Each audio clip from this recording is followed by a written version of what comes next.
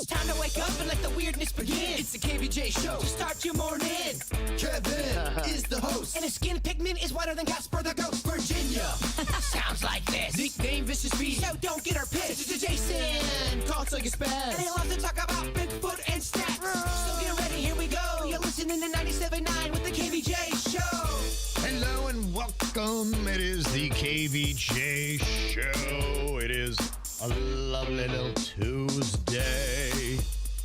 Looks like weather's getting back to what we know weather to be. It was very sunny. I looked up. There was a torrential downpour. I looked up again, and it was sunny. I was like, oh, wait, did I just imagine all that? Or that sounds like Florida, menopause weather. Yeah, guess that's it. So, yeah, the rainy season's back. Boy, it's going to be a hot week. I don't know if you've seen that, but my goodness. I know we have a thunderstorm at my house because my girlfriend's dog will jump up on me, and it's a big German Shepherd. It takes its big, long arms, and it hugs my neck, and it won't leave me. Yeah. A hugging dog. It is, and it's such a big dog, and it's so cute that it gets so vulnerable like that. Aww. Yeah, this has to be a dog's least favorite time of the year by a lot. I've got one of those jumpy dogs, and she doesn't like it. As soon as she hears thunder, then she gets all freaked out. I've had other dogs that they could really jive with thunder. Some just don't like it. Yeah, some are okay, but yeah, a lot of dogs just don't love it. So, yeah, we got basically everything that happens this time of year is just kind of gross because you have the rain, which brings out a lot of the reptiles. So you got those bufo toads hopping all over the place, just kind of nasty. They're loving life. And then we got that sargassum. Have you seen how much that is taking over the beaches here in South Florida? It's gnarly stuff. Yeah, it's pretty gross. Yeah.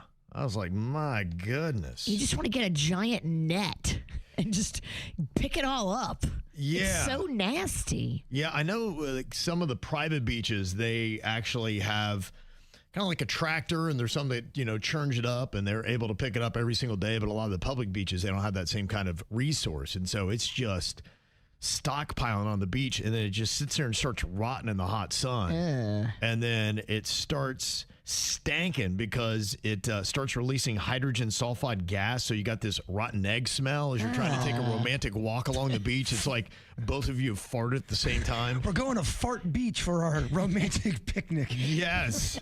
That's hot. Yeah, they say that right now we're having one of our worst ever invasions of sargassum on record. Also, too, what's up with the name? Sargasm? Yeah. I don't know, man. It sounds sinister, doesn't it? It does. Yeah, and they see that smell can even cause headaches, eye irritation, nausea, and breathing problems, especially for people with asthma or other respiratory conditions. Oh, dang. So it is some bad stuff. And it also has what's called Vibrio bacteria in it that can cause serious infections if it enters cuts or wounds. Oh, my. I mean, come on. This is just crazy.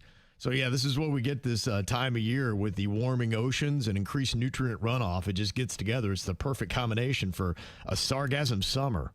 So they say, yeah, stay away from it.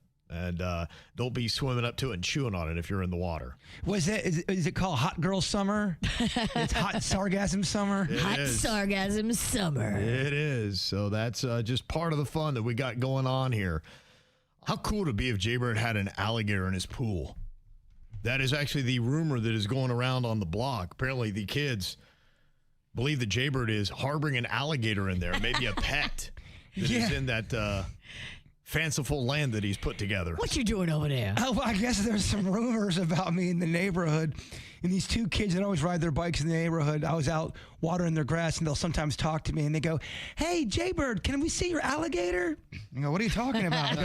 We heard you have an alligator living in your pool. I go, "Whoa." I go, "That's not true. Where'd you hear that at?" "Oh, it's around." Wow. It's around. The neighborhood rumor mill. And I said, "Well, guys, I don't have an alligator, but I do have a dinosaur guard." Like, "Yeah, we know about that. What about your tunnel?" I go, "I don't have a tunnel."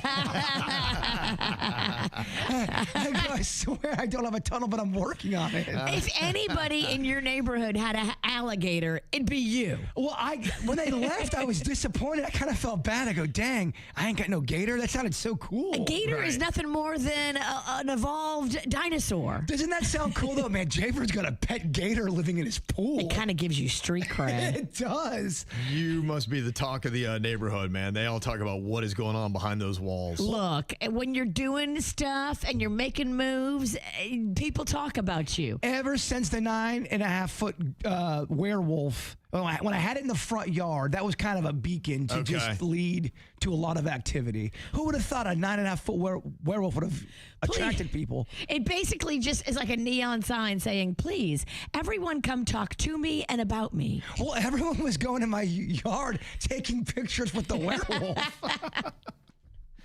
I remember that as a kid, though.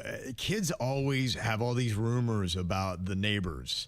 And it's usually something pretty crazy that, maybe she chops up little kids and puts them in pies or something like that. We had a bunch of those in Lake Park. There was one where this woman apparently killed everybody in the family with a wooden spoon. Ooh, that's hard to do. I mean, you really have to be getting after it. And we believed it.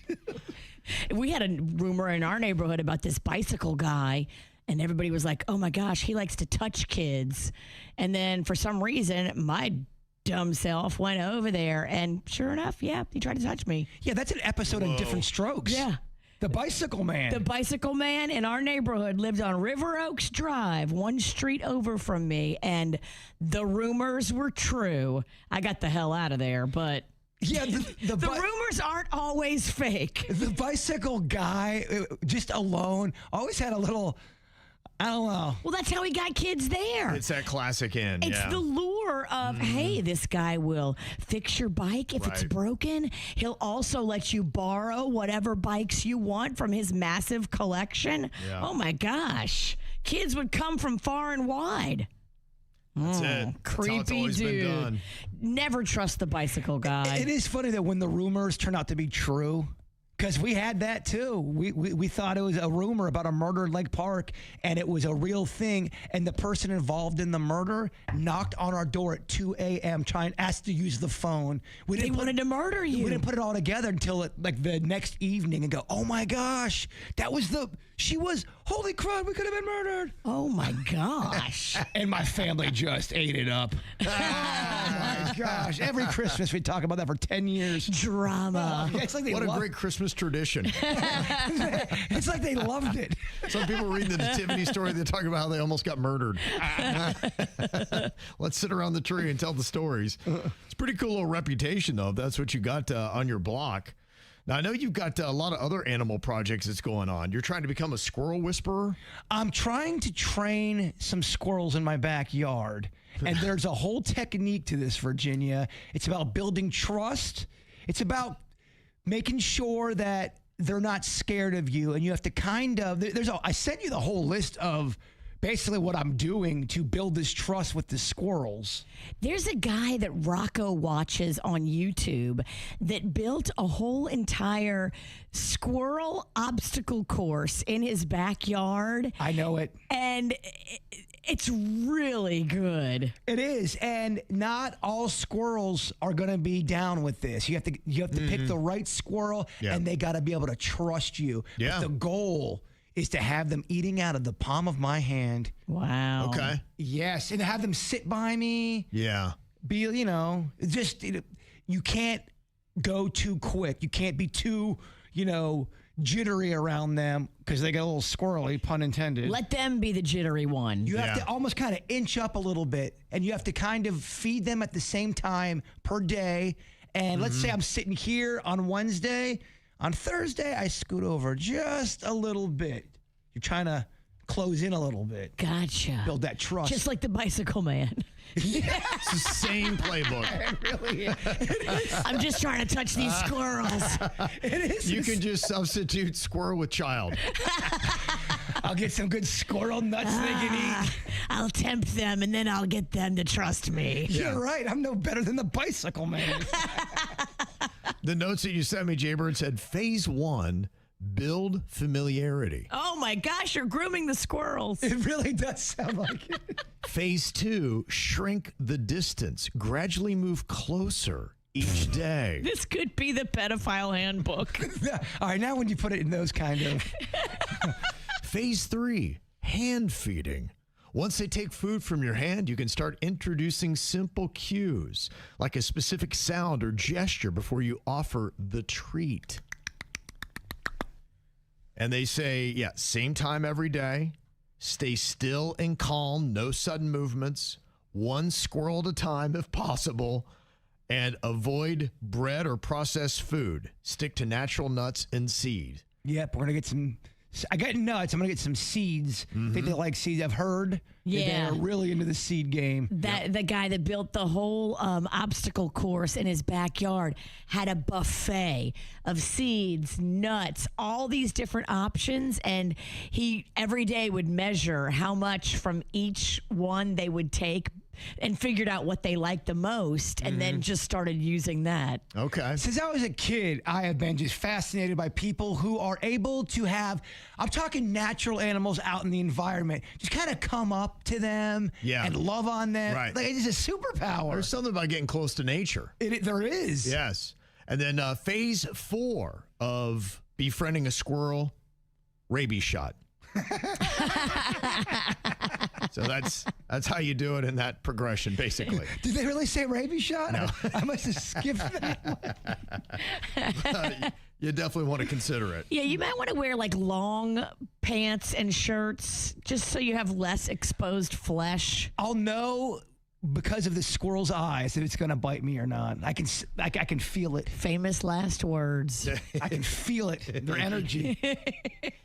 Okay, we got to figure out here who is responsible for this calamity. You going to blame it on the middle-aged Jbird or the lovely, adorable 3-year-old baby Lochlan? Am I past middle age now? When do you get past middle age? I don't know. You just stay middle-aged till death. To me, it's just, you know what qualifies them. I'm just going to stay here because All right. it's a guessing game. Any day you could really technically go, so who knows? Well, the first thing we're wondering here, who got jumped on by a dog while they were naked? Oh. Was that Jbird? Was that baby Lochlan? Now, we'd heard that whenever it rains, Jbird's girlfriend's dog comes up and hugs him. Maybe it's because he's been flashing his wiener to him a lot. Sausages. What do you think? It's kind of romantic outside. You want to make this thing official or what? I try to stay decent. I try to. I'm going to lean on baby Lochlan on this, Virginia. What do you think? Oh, goodness. I hope it wasn't baby Lochlan because I feel like a dog would take him out. Good. I'll go Jbird. Okay. Oh, that was baby Lochlan. Oh, is he okay? Yeah, his new thing after he gets out of a bath, he likes to run around the house, do 2 laps naked for whatever reason. Who doesn't? It's a good way to air dry. Yeah, It does. and then you got to he just doesn't want to get dressed after that. I'm free. Yeah, that's what he does. He runs around, but he got the dog all riled up. The dog was jumping up. I seen it too. He was laying on the couch once and naked, and the dog jumped up on him. He's like, "Get off me!" All right, which one of the two of them got a butt cheek injury when they sat on a scalding hot metal chair? Ouch. That's that time of year. I'm going to go Jbird on that one. What do you think, Virginia? Yeah, I'm going to go Jbird as well. Okay. It was me. I was naked out in the backyard, and I sat down for some reason on this metal chair because I had the dog running out there just for a couple seconds, but the metal chair was out in the sun for 5 hours. I sat down, bare bottom, and it burnt the heck out of my buns. I've got hot dog marks on my buns. Right. Yes. And it's hard to sit down. I had to aloe my thing. It was a whole to-do.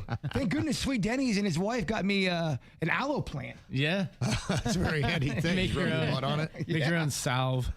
Who accidentally got mud all up in the bed?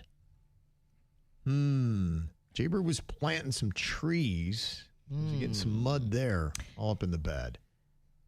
That's a good guess. But then you got a kid, so you never know. But he was digging. Yeah. It feels very muddy. Okay. I'll go Bird on this one. Me too. Oh, that was baby Lochlan. Got us. I figured that'd be tricky. But yes. He's been helping They lured us in. Jen Garden, and he was supposed to come in and go right to the bath, but he came in and went right to the bed. Oh, yeah. That's unfortunate. She's like, put Lochlan in the bath. So I went to go get him. I'm like, where is he? She goes, I think he's in the bedroom. And I went under and I saw the hump in the bed under the covers. And I lifted it and I go, what? What? Calamity. I go, oh my gosh. No. I have to change all our sheets. Who had the song Zoot Suit Riot stuck in their head for days? I'm going to go Jbird on that one. That's a song from the 90s. Yeah, I guess Jbird. Okay. Oh, that's Lochlan. Oh, really? I hate that song. It'll never get stuck in my head. Yeah, Usually it's the songs you hate, unfortunately, get stuck in your Well, head. that's what it was. It was some sort of 90s list of songs and a bunch of ska and like big band, or what do you call that genre of music? Yeah, I think swing or something like that. Yeah. It had an era. Brian Jump Setzer. jiving, then you That am. song came Brian on the Setzer. very next song. Zoot Suit Riot. What was it? Squirrel Nut Zippers? Squirrel Nut Squirrel Nut Zipper. Zippers. It was kind of like too cool for the room, jazzy It type of was, music. yeah. I had an era. He loves that song. Does he? We have to play it almost daily now, and he Okay. constantly sings it. Have you ever let him listen to Mambo Number 5? That might be right up his alley, Oh too. gosh, Yeah, that's the same kind of genre. it is. You should get him a zoot suit.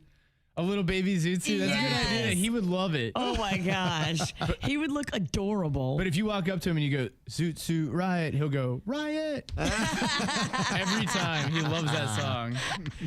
And who got chocolate all over their shirt while they're at the Cox Science Museum checking out Legos? I mean, this could go either way. It could. We saw the video. We Yep. know they were both there together. Yep. We were two peas in the pod. I mean, this could be a trick, Kevin. They could both have had chocolate all over their shirt. You're right.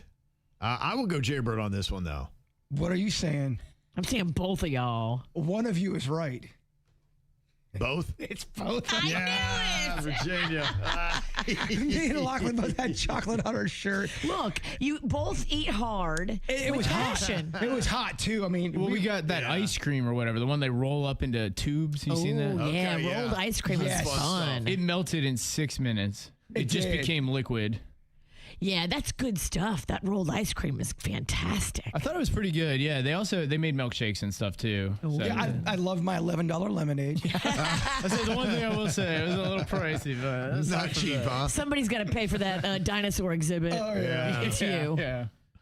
You know, sleep is so crazy important, and I've been really studying it for the last couple of years. I didn't ever used to think about it. I'd just be like, oh, okay, who needs sleep, whatever. It's just a mind over matter thing. And then as I started reading more about it and just kind of paying attention to how I felt, I started seeing things about productivity and sleep. And I was like, man, that's so true, because I think I'm awesome and I'm not awesome when I'm asleep and when I'm really tired. And so if you truly want to be the best version of yourself, you got to get that sleep. But I had seen that even just 15 minutes of sleep per night can reduce your productivity the next day by 10%. I'm like, all right, you got to be on like every minute that you can get. So what do you have to do to get yourself to sleep? Now, I got my own little routine here, and I was just reading that maybe what I've been using is maybe the thing I should not be using. They say more Americans are using cannabis as a sleep aid, but sleep experts are now warning it may do more harm than good over time. They say that cannabis can help people fall asleep faster initially because of the THC sedative effects, but then your tolerance develops quickly, so you need more and more over time. And they say falling asleep faster is not the same as getting quality sleep. You got to stay asleep. That's my issue. I can get there sometimes, but then something rips me out. The demons. The ghosts. The alien. You would gladly wake up for the aliens. I would gladly wake up for any of them. And even if you stay asleep, they say that regular cannabis use can reduce REM sleep or interfere with the brain's emotional processing and memory functions, and may ultimately worsen sleep quality, insomnia symptoms, and nighttime awakenings. I've known people that have quit cannabis completely, and then they say they start having the most vivid dreams because they've been a chronic smoker for so long, and Yeah. they just didn't think they could dream. They forgot that they had that ability. And then when they quit, something resets, and they're able Yeah. to maybe get in that deeper sleep. that you're talking about. Maybe. And they're having some crazy vivid dreams. There might be something to it. And I'd seen when we were setting this thing up, somebody's like, well, I just use tequila to get to sleep. And, the one thing about that I know now is you have alcohol. Yeah, it'll help knock you out, but then you just never get into good quality sleep. That's why when you drink and you can sleep 8 hours, you wake up the next day and you're exhausted. You're like, what happened? You never really got in that restorative sleep because of it. They say you got to wait 3 hours before having any kind of alcohol and then trying to go to sleep. And you're lucky if that happens. Sometimes it doesn't work for people. And they're saying right now more than 20% of young adults are using either cannabis or alcohol to help them fall asleep. Wow. It's not good for the long term. Yeah, and so when I read that, I was like, wow. I mean, I thought, okay, it definitely is helping me get to sleep, but then am I truly getting the best quality sleep when I am there? So apparently they're saying that's not the case. So I guess you got to really see, and maybe I got to start weaning myself off. Now, the one thing I never let myself do is add more. I've had my mark. I started with it on day one, and I'm still on this day, and I'm like, all right, I'm not going to keep getting the doses stronger and stronger. A rookie.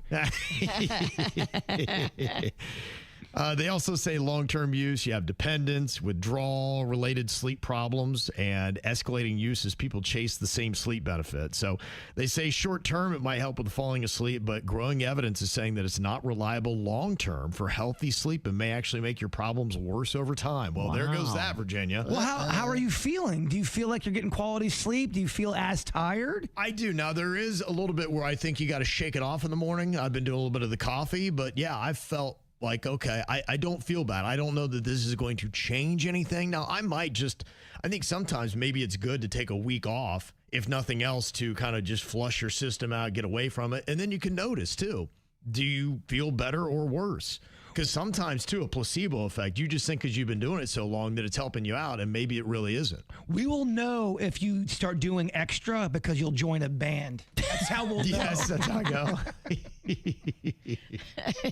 Just join the snack pack. It's going to be a lot easier. We'd love to have you. It's already established. Starting a band at your age would be a lot. Yeah, no time for those side projects. I would so be there for that. Oh, I would love to see Kevin's band. No. You're in it. That's fine, too. You're the band leader.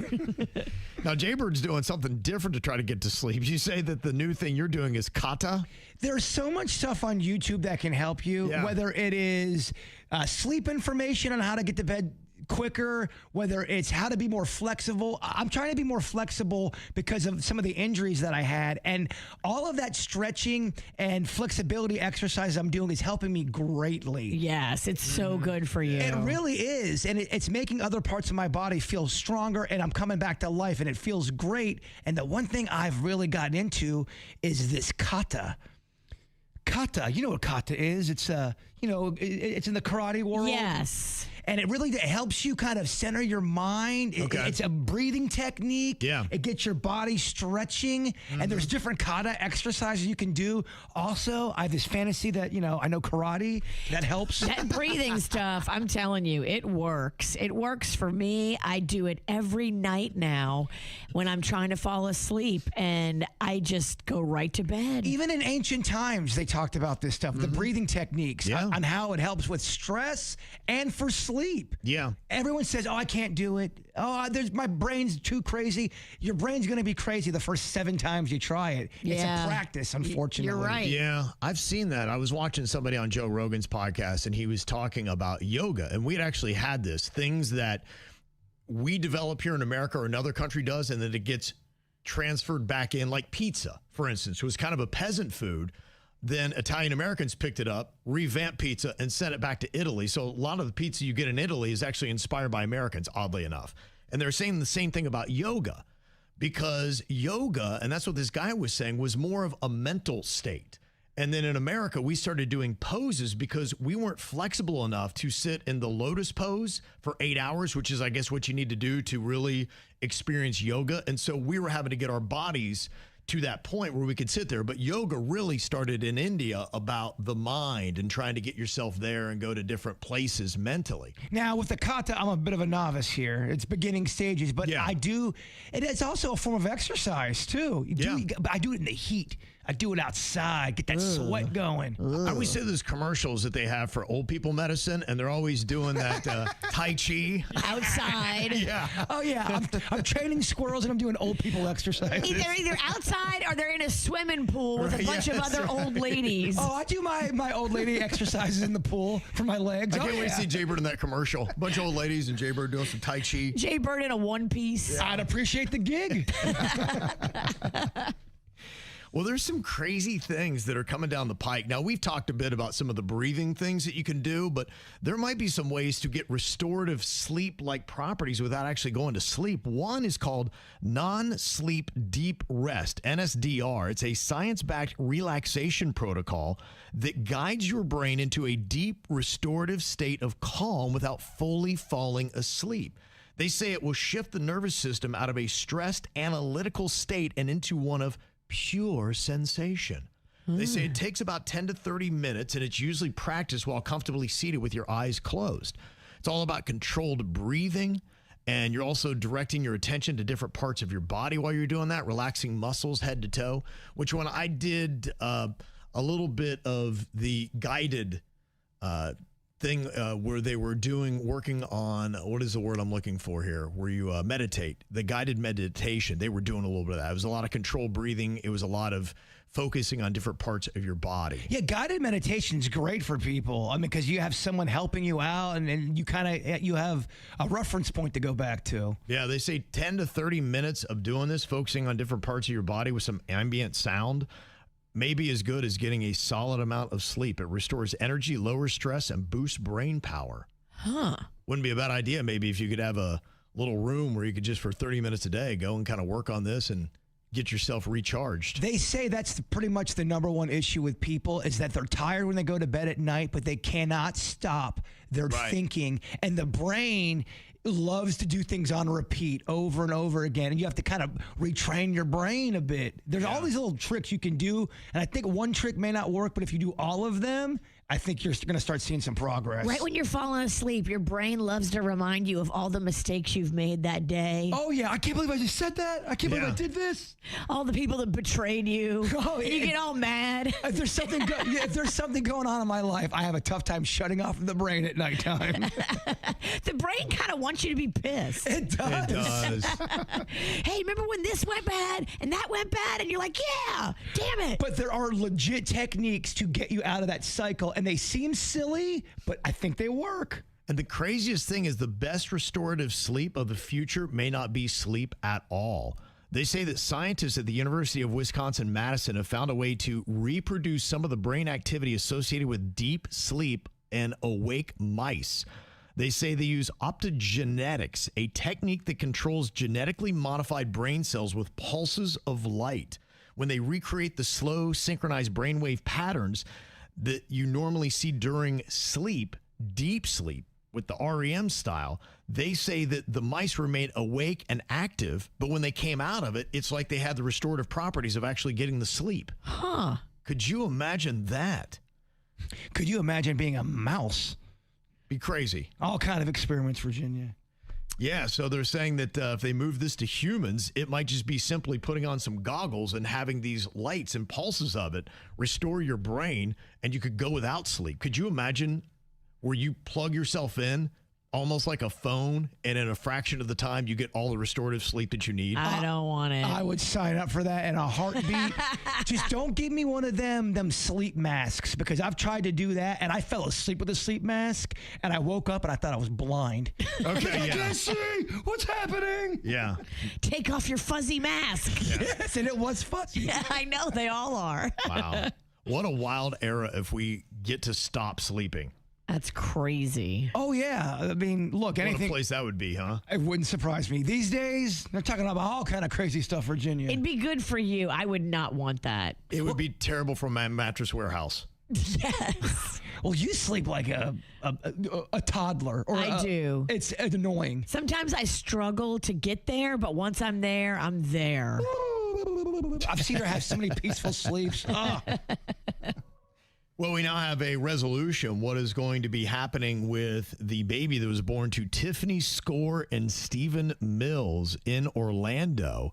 They had been using IVF, and there was an embryo mix-up. And when she was giving birth via C-section, they could see the skin tone of the baby, and they realized, wait a minute, this may not match us because they're both very white people, and that baby was very dark. Ruh-roh. And they're like, oh, goodness. And you can imagine emotionally, I think, she really had a tough time, and they were just trying to really struggle with, okay, hey, wait a minute. There clearly was a mix-up with our embryo and somebody else's at the IVF clinic. And they then searched and looked for the parents who had actually donated that embryo to find out who they were, and they have come up with a decision. And while contacting the biological parents, they have decided that they are going to continue to raise this baby as their own. They're going to keep the baby that's not theirs. Yes, they are. Wow, that's interesting. What does the other family think about that? They're going to stay in close contact. I don't know what it was that happened, and they haven't really released what the conversation was like.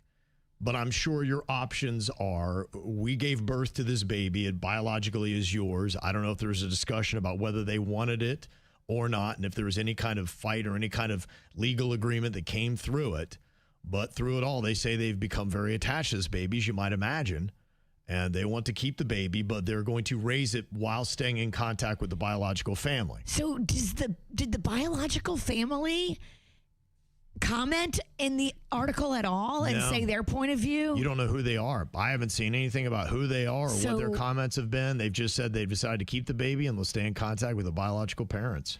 Maybe the real biological parents split up or something happened, and they're like, we don't have the same situation that we had 5 years ago when we started on this journey. Yeah. Now, that clinic has since shut down. There were multiple lawsuits because apparently their labeling system was whack. Was this the only case, or did they have other ones? They have multiple lawsuits. Wow. So that would tell me multiple cases where they really screwed up a lot. You wonder, did they do it on purpose? Because, you know, sometimes you'll see those stories where someone in the medical facility is crazy. Is just doing something squirrely. That would add to the lawsuits. If they found out it was deliberate. I mean, anything is possible, but it's probable that it was just sloppy. You know, if you've got people in there that don't care. If it's multiple, it makes me think it wasn't sloppy. It makes me think it was premeditative. Who knows? Damn. But yeah, they're gone.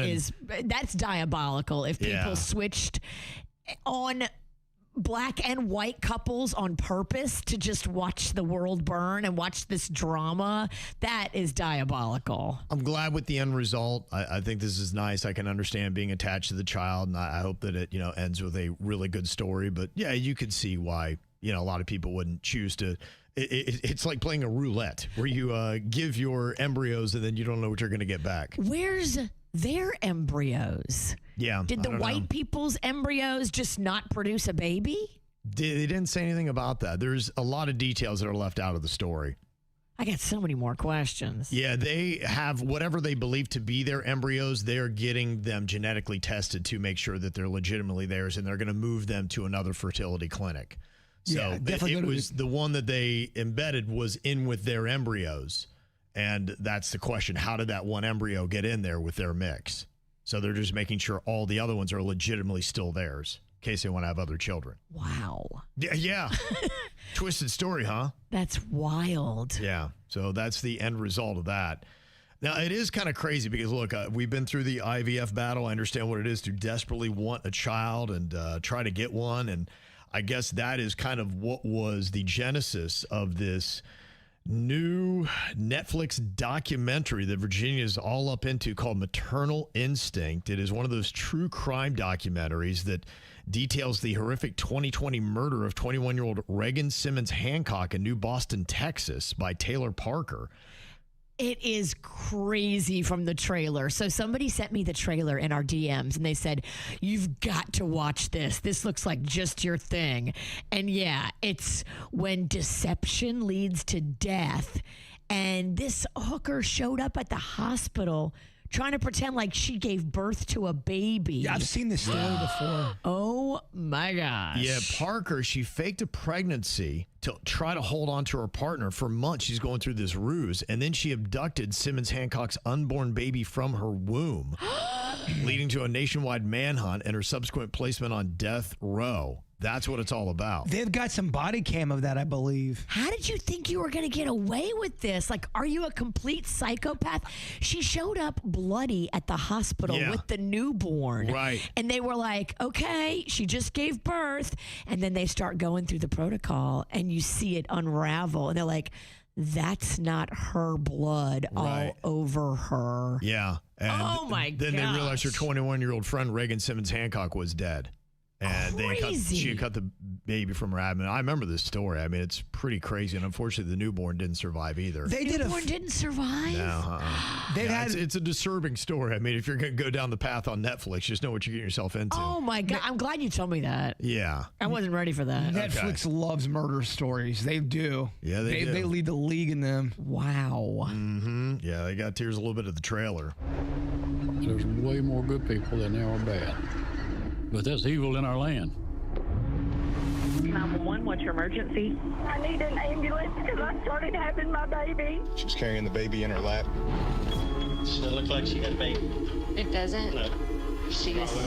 I don't know what everybody wants me to talk about. Where'd this baby come from? It's mine. Can't be. Oh, that's crazy. Whoa. She's keeping up the ruse even there. She can't believe it. Like, what do you mean? It's my baby. Wow.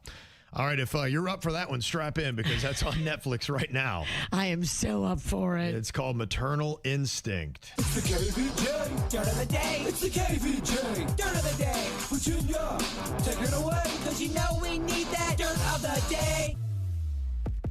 This Dirt of the Day is brought to you by my favorite closet people, closetsbydesign.com.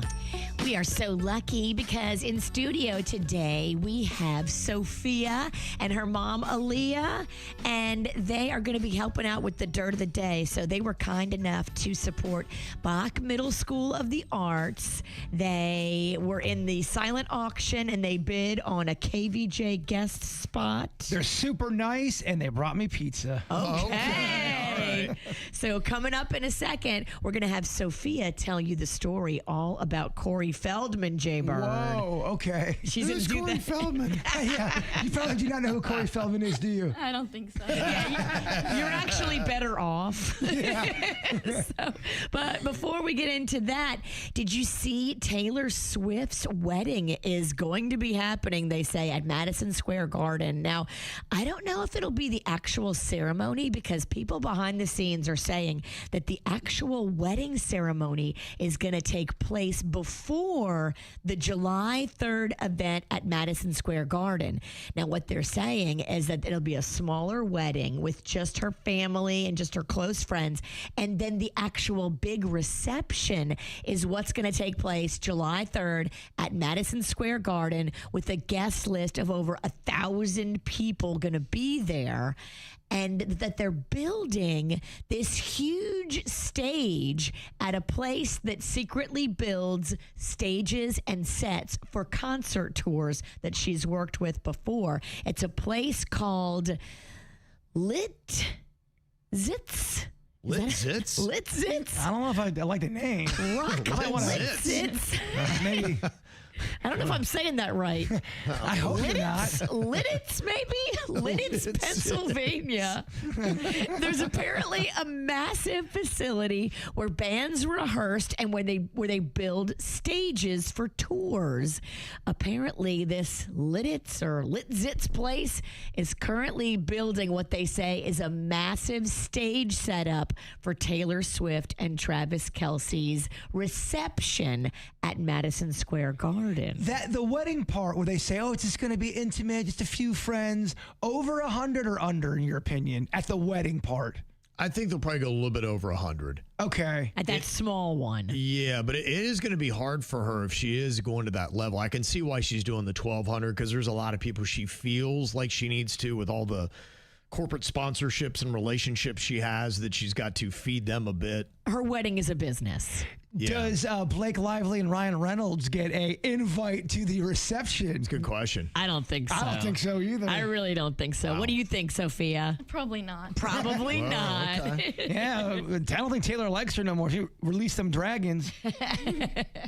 In other news, it looks like Jelly Roll and his wife Bunny have broken up. Did you see this? Wow. Oh my gosh, we thought it would last forever. You did. I had my reservations. I guess, they filed for divorce in Tennessee back in May. We're just hearing about it now. But the fact that he had a baby with another woman right before they got married, he started on a bad foot. Yeah, right. So you've got the one infidelity already on his part. Then you have these allegations still from that girl that I think a lot of people have ignored them because of who she is and the claims she's made in the past. But does that have any kind of factor into it, even if it's just an annoyance? Right. But it sounds like he's the one that filed and he's making the move. Did she do something?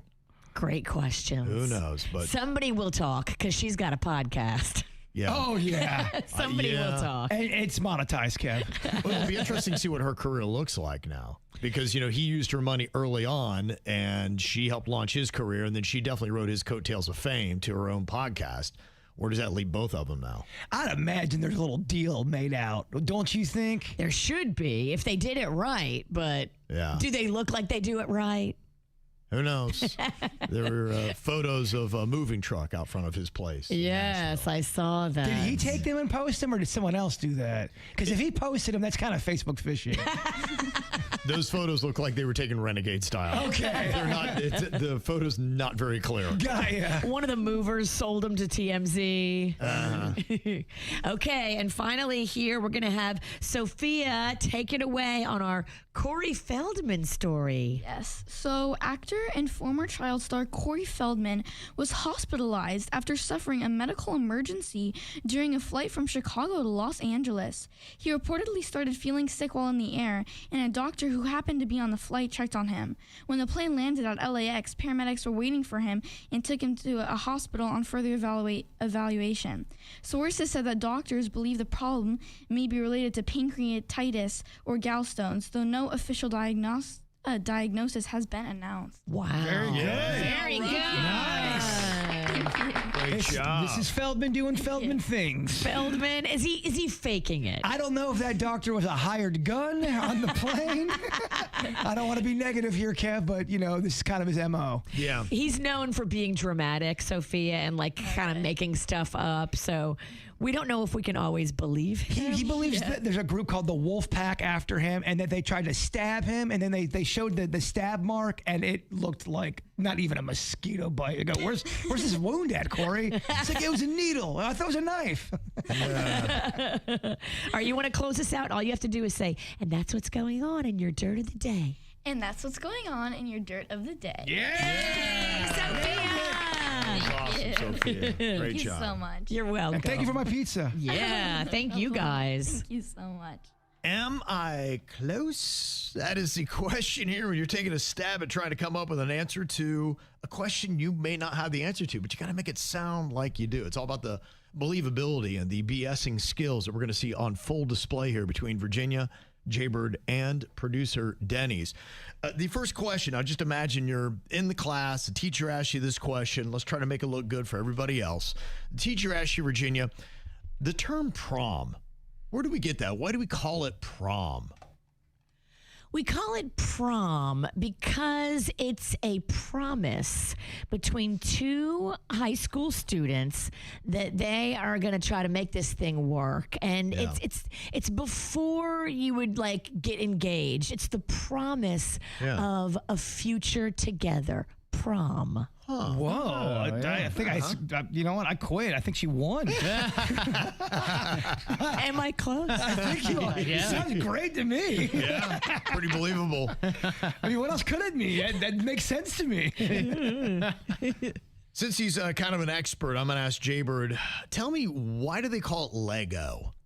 Well, it was invented by a guy named Dr. Luggins, and Dr. Luggins had a bunch of kids who were just very smart and wanted to build. And he goes, well, they're not doing books. They're not coloring. They want to build. I have to invent something to keep them occupied. So this Dr. Luggins invented Legos, and it started off very primitive with wood and rocks. Yeah. But then he graduated to plastic, got it to a company, a small town in Maine. They bought it. It went through the roof. It caught fire in the Northeast. Doc Luggins became a millionaire, and now we have Legos. Wow. Am I close? Whole history. Am I close? Doc Man behind it, Luggins. the town. A lot in there. It's a lot. And Denny's the question I have for you here in Am I Close? Can you tell me, where does the phrase balls to the wall come from? Probably have heard that. Let's go balls to the wall. Balls to the wall is an old dodgeball term for going all out, throwing the balls as hard as you can. You're trying to throw them through the person to the wall. Yeah, you really wanted to hurt the nerdiest kid in the class. You're trying to And destroy his balls. What was left of his self-esteem? So if you're going balls to the wall, they were throwing the balls as hard as they could. They're aiming for the wall, and if it hit anything on the way, that was the goal. Yeah, if you're going through a downtime in your life, dodgeball might not be the game to play. Yeah, it really does not build up the unphysically gifted. Or then you had the one kid who was 6 feet tall throwing it right for your head. And he loved it. He did. He had anger issues. His loved dad's it. mad at him all the time. He's taking it out on the kids. Yeah. But it's an old dodgeball term. Yes. Balls to the wall. Okay, am I close? That is the question that we've got here. Was anybody even remotely close here on the KVJ show? We start off by asking Virginia why they called it prom. And she went on to tell us about the promise that it was, that sounded like it almost kind of eventually led to a marriage or something. It was kind of her thing with prom. Now, that does sound good, and actually the prom part does stand for something. But it's not promise, it's promenade. Oh, promenade. Yes. Oh, so Like a dance. you were wrong, and I thought it was so good. Yes. I told you I made it up. I thought it was great. Promenade, which is basically a formal walk or a procession that happens. And they say it really kind of started in the late 1800s at American colleges. They would hold formal dances called promenades or proms for short. And then that's how it really kind of got going. Okay. Yeah. And back in the day in France, it involved ladies of the evening. Whoa. Yeah. Yes. Now that sounds fun. Yeah. Let's belly up to the bar and watch this one. A hoe parade? Sign me up. Oh, that's what I it am is, really. down to clown. Let's go. Yeah, that was that one song. We're in France where the naked ladies dance. There's a hole in the wall where the boys can see it all. Oh, whoa. Okay. Oh, yeah. There's a whole. All right. Yeah, there's a second verse. I gotta dive into that. Don't miss that. Jbird's all about the Legos, and we asked him where they got the name from. And quite an interesting individual that you said that started out making rocks and sticks that he would stack together, but then eventually got to plastic. Yeah, you're talking about Doc Luggins. Doc Luggins. Yeah. Doc Luggins. It's quite a fanciful tale. Sounded great, but unfortunately, there's no Doc Luggins. What? Yeah, I know. Crazy, right? They didn't start in Maine? Did not start in Maine. They're actually Danish. Ah. That's where Lego is from. And it's kind of an acronym. It's actually from the phrase Leggot, L-E-G-G-O-D-T, which means play well. Okay, that's fun. In Danish. Hey, I'm new in the Lego game. You guys had kids that probably liked Legos. Has Legos always been so super expensive? No, I think Legos have gone up a lot. I mean, Kevin, it's next level. We're talking thousands of dollars on brand new stuff that's released. Yeah, I don't know that adults were as into it as they are now. Right. I remember as a kid, and I think that's where it is. They say they got more expendable income. They figured out the guys like you will pay a lot for a Star Wars ship. Uh-huh. I've been very good. I've not gone down that. But you thought about it. I have. If you just had a little extra money, you might go there. I can't justify $1,000 Lego set. I'm sorry. That's insane. It's insane. That is ridiculous. The Death Star came out brand new. It's $1,000 right out of the factory. Well, you need to take your complaints over to Wellington because that's where apparently the fourth generation Lego owner will reside in the winter. Really? Yeah. Got a little tidbit information. Apparently, he lives in Denmark half the time, and then he comes to equestrian country for the other half. Doc Luggins? Yes, Doc Luggins. He is a member of the Wellington community. Yes. Welcome, Lugs. His friends call him Lugs. And then we asked Denny's, where does the phrase balls to the wall come from? And he talked about dodgeball, how you try to throw it through the nerdiest kid all the way to the wall. And they said, go balls to the wall, man, right through that kid. It sounded great, but it actually originated in the mid-20th century in military aviation. It would describe pushing an aircraft's control levers, such as the throttle, which had little balls on the top of it, completely forward until the spherical knobs at the end would touch the cockpit's front firewall to achieve maximum speed or thrust. So they'd say, balls to the wall, man, get this thing going. Okay, that makes sense. So that's where that comes from. Now, who gave us the best answer? Denny's apparently did. 40% of people said he had the top answer. Virginia got 33% of the vote, and Doc Luggins got 27%. I thought Luggins would put me over the edge. Yeah. I mean, you had a town, you had a whole story. I'm terrible at this game, but I love it. Well, now he's coming to Wellington. Oh, So yeah. we need to pay Luggins a visit. Luggins. All of these people in my life acting berserk. I'm feeling all pissed off and hurt. I need to know if I am the jerk. Oh, am I the jerk? Oh. So is this guy a jerk for keeping his wife off of OnlyFans? He said, my wife told me that after 20 years, she wants to quit teaching and become an OnlyFans model. All right, hot for teacher. There is a market. She said she's sick of not having money to do what she wants. Now, I've been the breadwinner in the relationship the entire time we have been married, and I pay most of our bills, and I'm very generous with giving her money to spend, but she has a bit of a shopping addiction, and what I give her is apparently not enough money. She had asked me for some money to start this new career on OnlyFans. Needs cameras, I guess, and things like that, and I reminded her that she is a 42-year-old mother with 2 kids, 10 and 12. She reminded me that she used to be a model and that she, quote, still has it. She said she's sick of not having financial freedom and that she feels trapped in this life. Really kind of hurt my feelings because I don't feel like I've trapped her in any way. I don't feel like her kids have either. Oh, why? Was any of that hurtful? And I'm really kind of against this. Oh, my gosh. But I can see how serious she is about this. So am I being a jerk if I refuse her the money to hard launch her OnlyFans career? No. Yes. Okay. So he should give her the money. What's she going to do on this OnlyFans? Is it going to be PG-13? Or is she going to be doing really scandalous stuff? Well, I mean, I think PG-13 is not going to bring in the money. Yeah. And it sounds like she's going scandalous. Yeah. And if this is out of the blue and you weren't expecting any of this from your partner, and now she wants to quit her job, she's talking about how horrible her life is, and now she wants to go on OnlyFans. Yeah, I might think there might be some trouble in paradise here. You guys might need to do a little marriage counseling to sort out your new directions that everybody wants to go. Look, if she wants to do it herself and fund it herself, she can figure that out. But you're now funding something you don't believe in that's going to breed resentment, and it's going to be terrible for your marriage. Yeah. I don't think she's open to the conversations about it. She wants to do this, and she feels like he's got her under thumb, and he's not letting her fly. Well, she still got it, guys. She still has it. She said it. I need to see these pictures. I'll tell you really quick if you're going to make it on OnlyFans or not.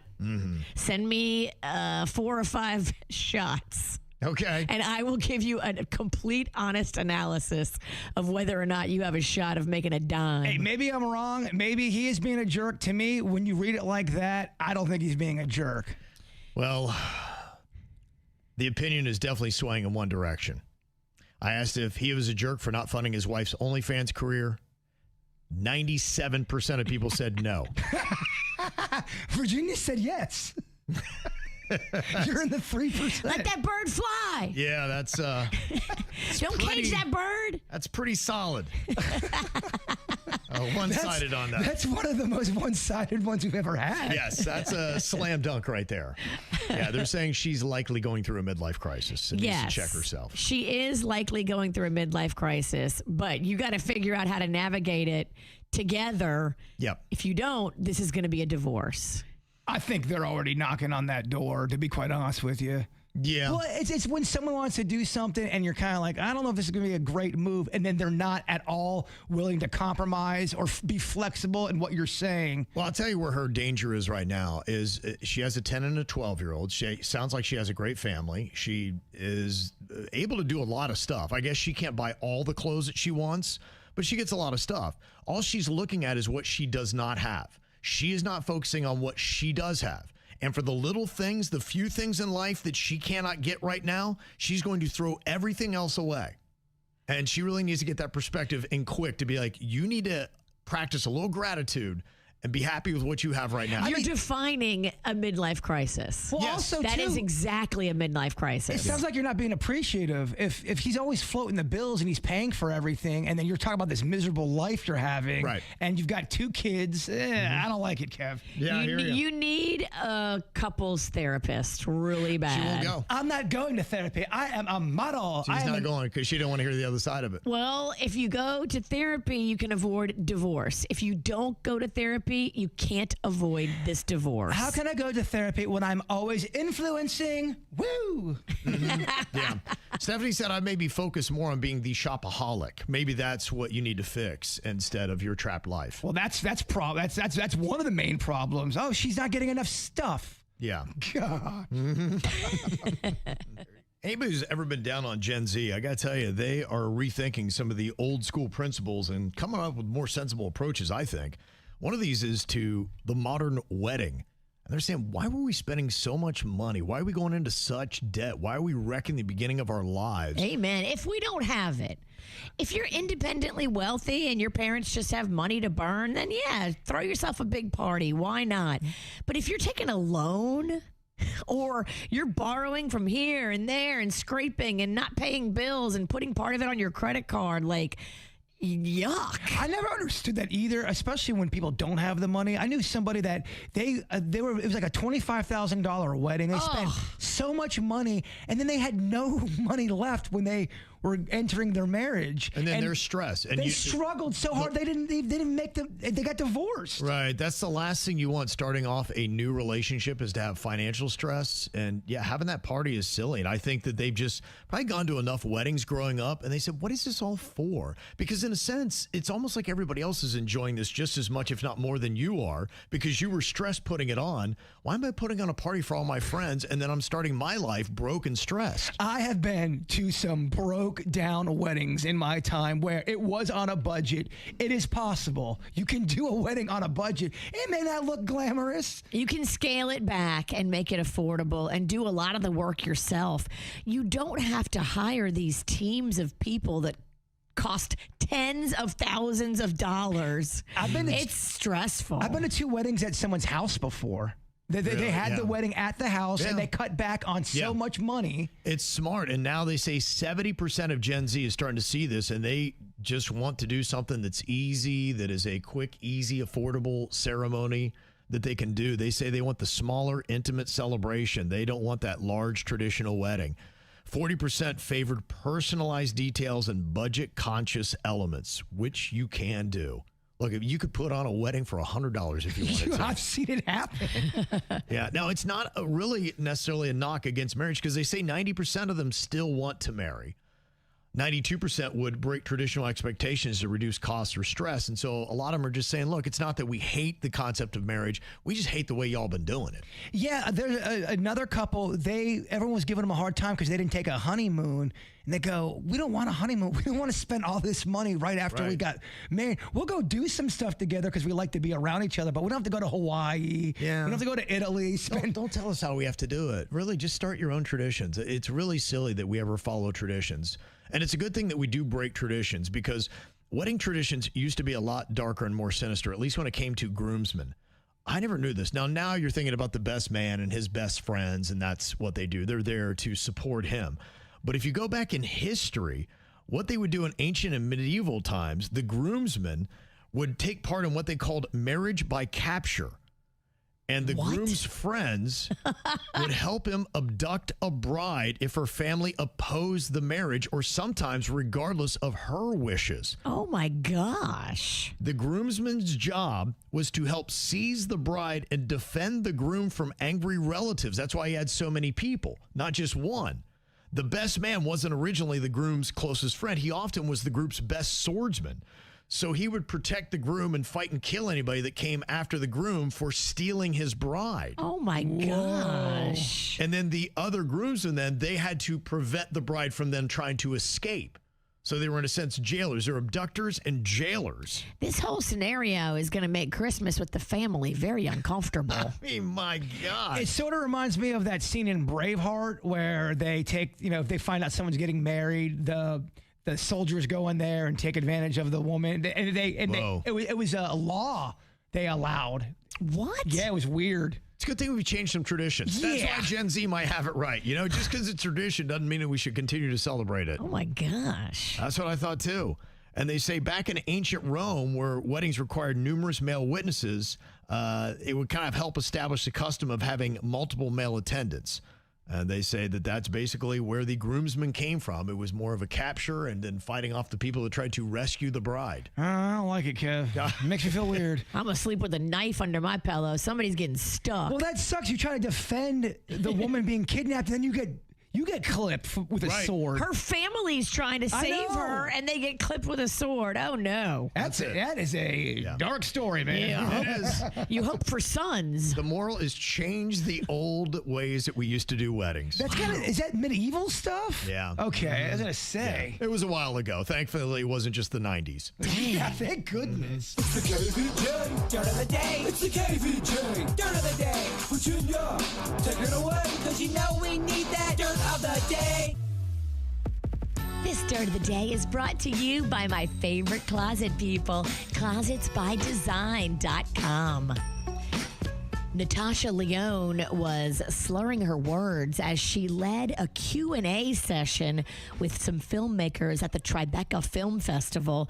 And it's all on video, and a lot of people are like, I don't know if she's still sober. She famously talks about, being sober and getting her life back together and getting all the acting gigs again. And it just appears that maybe she is hitting the sippy again. The people that were on the panel were struggling to understand the questions that she was asking.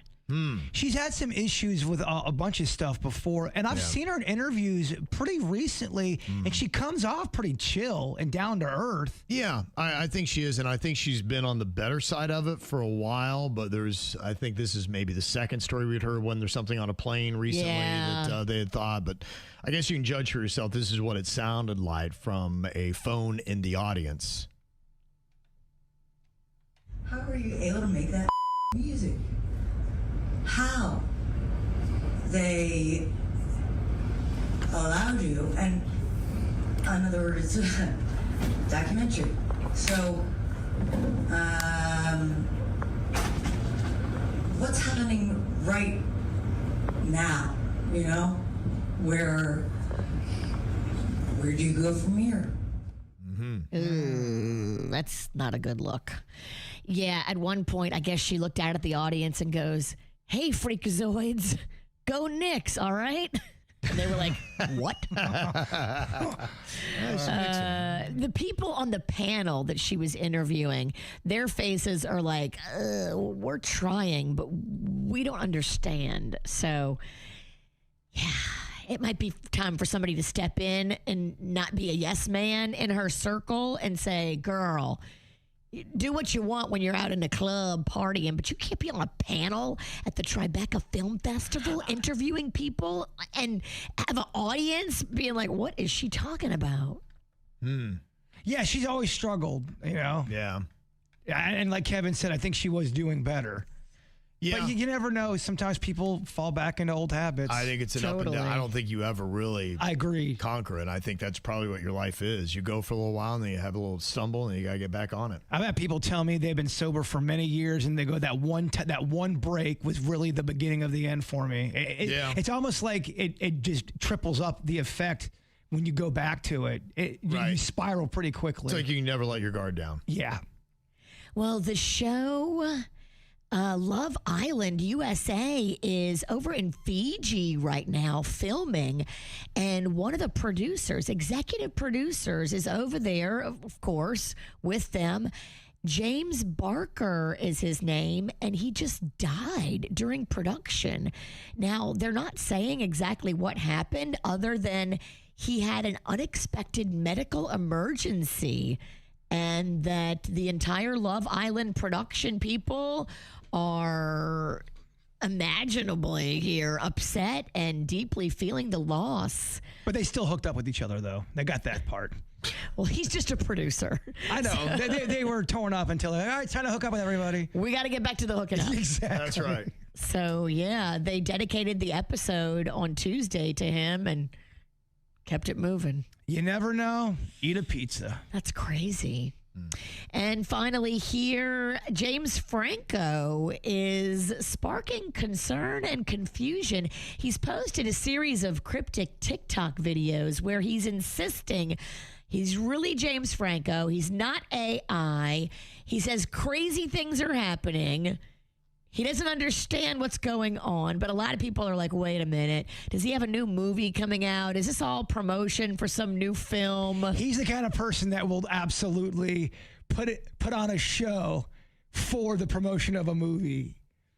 He's got tricks up his sleeve. He does. And so people are like, okay, is he hitting the sippy, or is this something to promote a movie, or is he really going crazy? I guess it's one of the three. He's one of the ones that really never, ever kind of came back. He got canceled, and he never was the same. Yeah, he got canceled following sexual misconduct allegations, and his friend Seth Rogen backed away and said, I have no plans to work with James Franco ever again.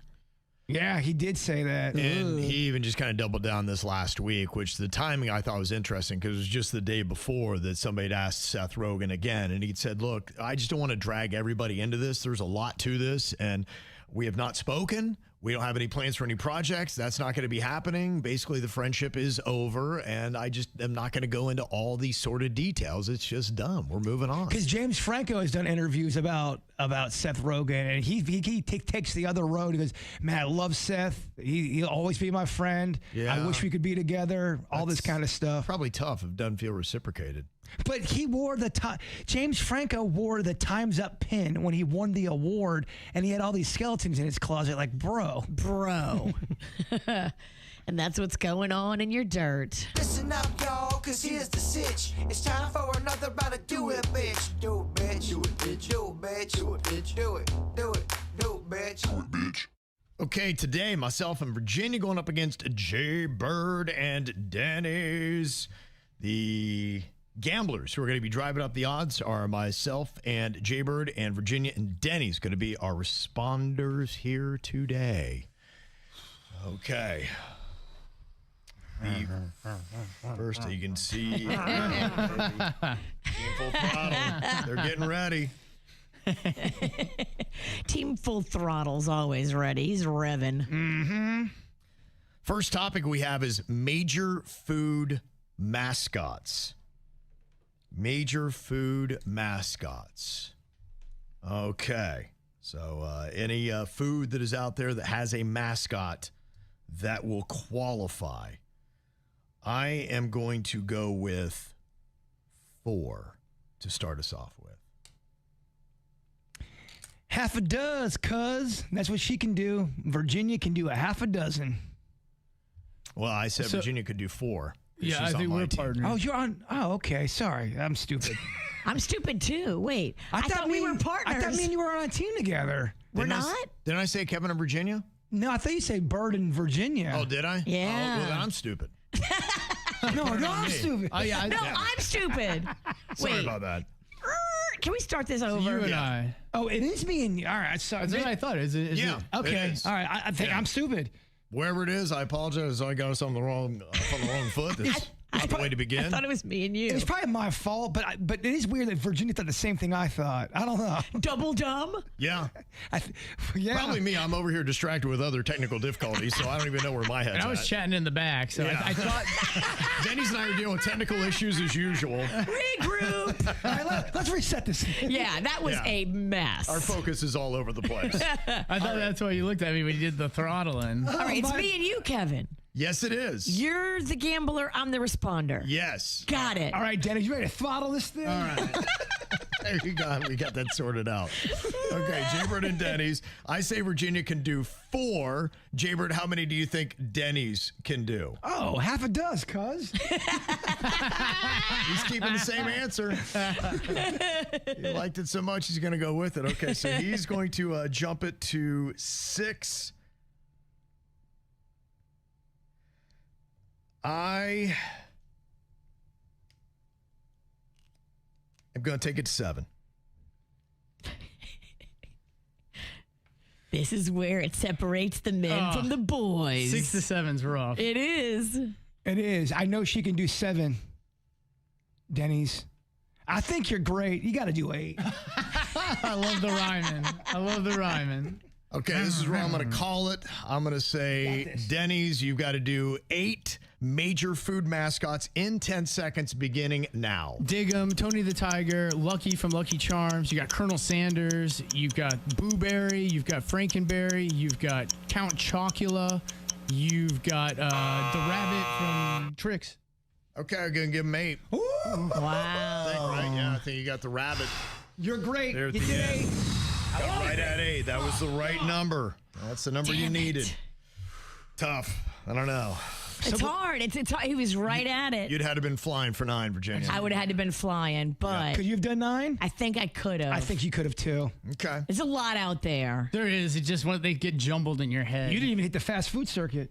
You know, I didn't even think of Ronald. it's easy to look at the game film and critique. It is. I didn't do the Fry Kids. Snap, crackle, pop. Does that count 3. as 1 or 3? That's 3. Yeah. That's 3 homies. Wow. Captain Crunch. Okay. Dig 'em. Horatio, Magellan Crunch. Wendy. Grimace. I mean, you could go through all the McDonald's characters. So Virginia clearly. I was ready. Yeah, I can see I was Virginia like, really wanted ooh, that. Boy, ooh. wish I could go back. I would have driven that up a little bit further. It's okay. You know what? We learn and we move on. It's gonna go down to 5 anyway. We know that. It will. Next topic is James Bond actors. James Bond actors. Jbird, you start us off here. Denny's can do 4. I'm going to say do it, Denny's. All right. Okay. 4 and 10. Your time begins now. Craig Daniels, you got Timothy Dalton, Roger Moore, Pierce Bronson, you've got Sean Connery, you've got, that's all I can think of. There's one more. I thought you did a great job, Denny's. The first one you said The Timothy first Dalton. one- T. Dalt. But Timothy the Dalton. Daniels one you got wrong, and you mispronounced Pierce Brosnan. Yeah. You called him What? Pierce Bronson. Bronzeman. The Yeah, first, you didn't. Yeah, I didn't count the Pierce. I thought he got to 4. He had got to do- 4. I think he got to 4 even, and I didn't count the Pierce. Connery, Roger Moore. So we're not counting Pierce You had Bronson or Timothy whatever. Dalton. T. Dalt. The first one you said was wrong. Craig Daniels? No, it's that's not his name. It is Craig Daniels. Craig Daniels? No. Is that it, or is it Daniel Craig's? Daniel Craig. That's is what it? it is. It's Daniel Craig? Craig Oh, yeah, Daniels is that's gonna right. he's gonna be in the next Bond movie. It's gonna be awesome. You guys knew what I meant by Bronzeman or whatever. I see we're Yeah. playing prison rules All right. today. Prison That's rules, fine. but you still That's got fine. it. It's fine. I don't think he did get it. Oh, No. it wasn't 4? No. We'll have to go back and check that. I but needed yeah. 4. He needed Maybe 4. I think that put him at 3. If you 'cause guys he are had a couple subtracting incorrect. Yeah. Bronzeman or whatever, Daniel and, Craig. and Daniel Craig. Oh, interesting. Mm-hmm. Yeah. Boy, it's getting real hot this summer. It is. It is. I don't know. I see Double how it check on goes. that, but I think that's how that's got see how to it be goes. scored. You have to go back and check the tape and then come in here and tell us you lost. Well, I didn't get it if we're not counting the way I pronounced Bronzeman. You have to go back and check your wrong answer. Don't let him get in your head, dog. Yeah. You're the true James Bond. Thank you. Okay. The next topic we have here in Do It Bitch is Caribbean Islands. Caribbean Islands. Okay, I am going to say that Virginia can name 6 Caribbean islands. Okay. I think she can, Denny's. She's been there a lot. They call her Caribbean Virginia. I'm looking at Kevin, but I think you got to do 7. That rhymes. Got a rhyme for all of them. I'm looking at Kevin, but you got to do 7. He's got a rhyming thing today. I'm going to go 8. Oh, God. Okay. We're going to say do it, witch. He had her poker face out. These are islands that are in the Caribbean. Caribbean islands. Okay, so that's what you have to do is name the island itself in the Caribbean. Okay, you understand the difference between an island and an island nation. I don't know if I do. This should be interesting. It should. Because you could have the names of different islands inside an island nation. What is these hints? Yeah. I have to get specific, right, with what the terms are. That's Virginia always giving you hard times on that.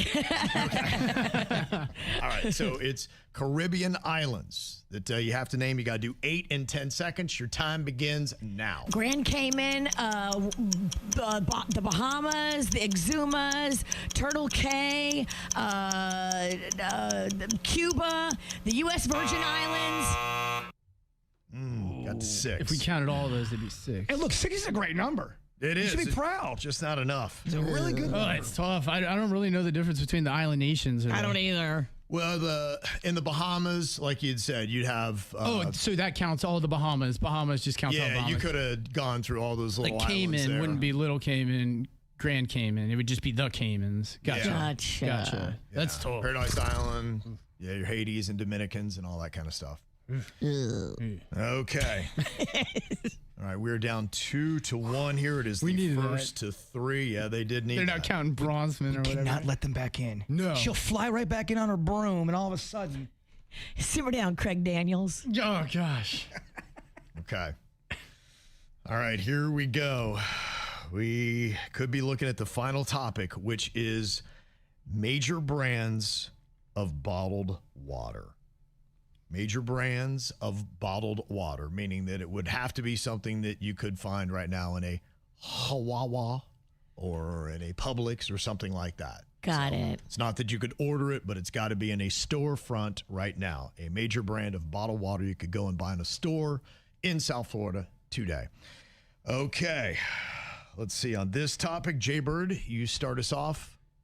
How many can Denny's do in 10? Glug, glug, glug, glug, glug. Glug, glug, glug, glug, glug. Glug, glug, glug, glug. My boy can do 4. You can do 4. Lock up your wives and your daughters. My boy knows about them waters. Damn, he rhymed waters and daughters. They're here to play, Kevin. Kevin's got to rhyme this one. That's it. I'm going to go 6. 6 waters. Yep. 6 waters in 10. I'm going to put the pressure on the witch. Do it, witch. Okay. 6 different brands of bottled water in 10 seconds. Virginia, your time begins now. Perrier, Icelandia, Zephyr Hills, Fiji, Saratoga Springs, Bubbly, LaCroix. We're counting the carbonated ones, too. We're going soda water. Soda water. I didn't know if it was flat water or soda water. You said bottled water. I don't know it's soda water. What kind of come in cans? First of all, LaCroix's disgusting. Yeah. Mm-hmm. It's got water in the name. Yeah, but you're right. The bottle is the issue, I think. So I don't think we got it. What? Is LaCroix in a bottle? Oh, yes. LaCroix and Bubbly, are they in brands, bottles? but yeah. I mean, I think the word bottled is troublesome for us if we're going to get specific and technical. We'll see what the people say before we get excited about anything. Yeah, I think we did that. I think you did a great job, Virginia. You named some really good ones. Damn but it. yeah, I think on a technicality, we might be falling one short. Can we celebrate or not? LaCroix does come in a bottle. But it's soda water. Look. It was bottle's the issue. If it does come in a bottle, but you're bubbly, I believe. I've only seen that in a It can. says LaCroix sparkling water in a glass bottle. You can buy it right now on DoorDash. I grew up in a house where sparkling water was kind of ritzy.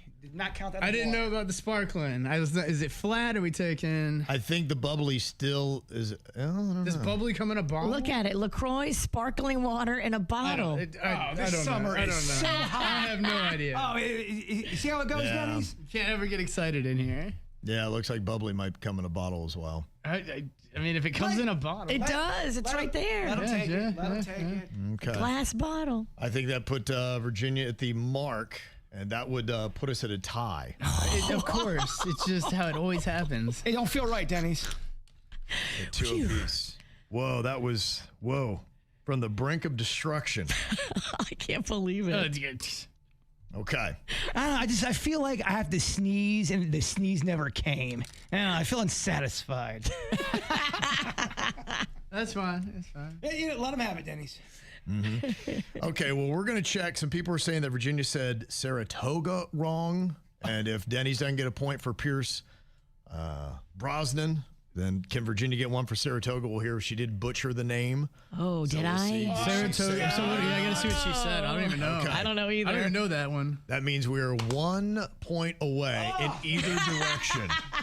Somebody is going to find this win coming up next. Okay, we're going back and checking the tape here. The question was on the topic, major brands of bottled water.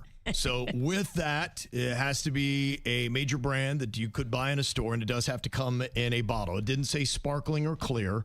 That wasn't part of it, so it could have been any kind of water, so that wasn't the problem. The problem was we had a mispronunciation on the Icelandia, I believe it is, and you said Icelandic. I said Icelandia. It's Icelandic. Gotcha, okay. All right.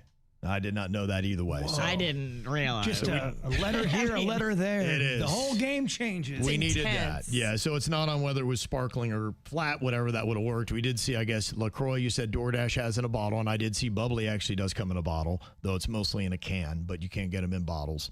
So that would have worked, but yes, the mispronunciation, unfortunately, makes Virginia and myself the losers today. So close, man. You guys, Yes. you guys could taste it. It's always a game of inches. It is. Or letters or whatever. So, Yep.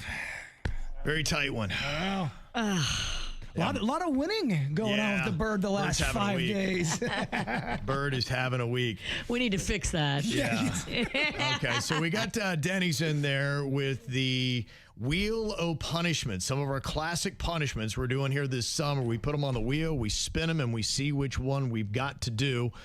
Okay, Denny's, you can fire that thing up. You can see the wheel on KVJ TV on YouTube as he spins. I'm spinning it right now. It's spinning, and it looks like it has landed on Snort Tabasco sauce. Oh, that one does suck. I'm sorry. dying. That one does suck, though. I've had to do it so many times in my career. Yes. Okay.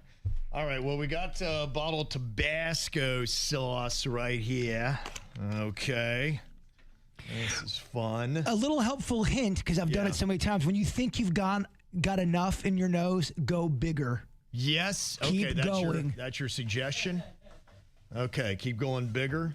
All right. Do we have a straw by any chance, Denny's? Or do we just want to do the old fashioned, some of the people would just, kind of like, have you ever seen people on Wall Street? They just put basically a rail right there on their finger. Just take that thing right up. You're doing the Wall Street Tabasco bump? Yeah. Do you want to do a straw or you want to do an old-fashioned Wall Street rail, Virginia? Yeah, I think probably we don't have straws. We all left our cocaine straw at home. Yeah. So Too bad. We'll do one of the old school here, just kind of like line this thing up nice and solid. So now your arm and your nose is going to burn. Yeah. Okay. A nice little line here, Virginia. Kevin's putting the Tabasco on his forearm. Nice and solid. Get a nice line here of Tabasco. Good stuff. All right. Oh, that's a good size. Good for you. Got a good rail here. Got a good rail. Okay. All right. So I've got a big old line there of Tabasco. You can see across my hand. Virginia's getting hers already. There you go, y'all. Okay, Virginia, you ready for this? Ready. On your mark, get set, and go. Oh. Show the camera, Virginia. Show the camera. That was such a bad idea. That was such a bad idea.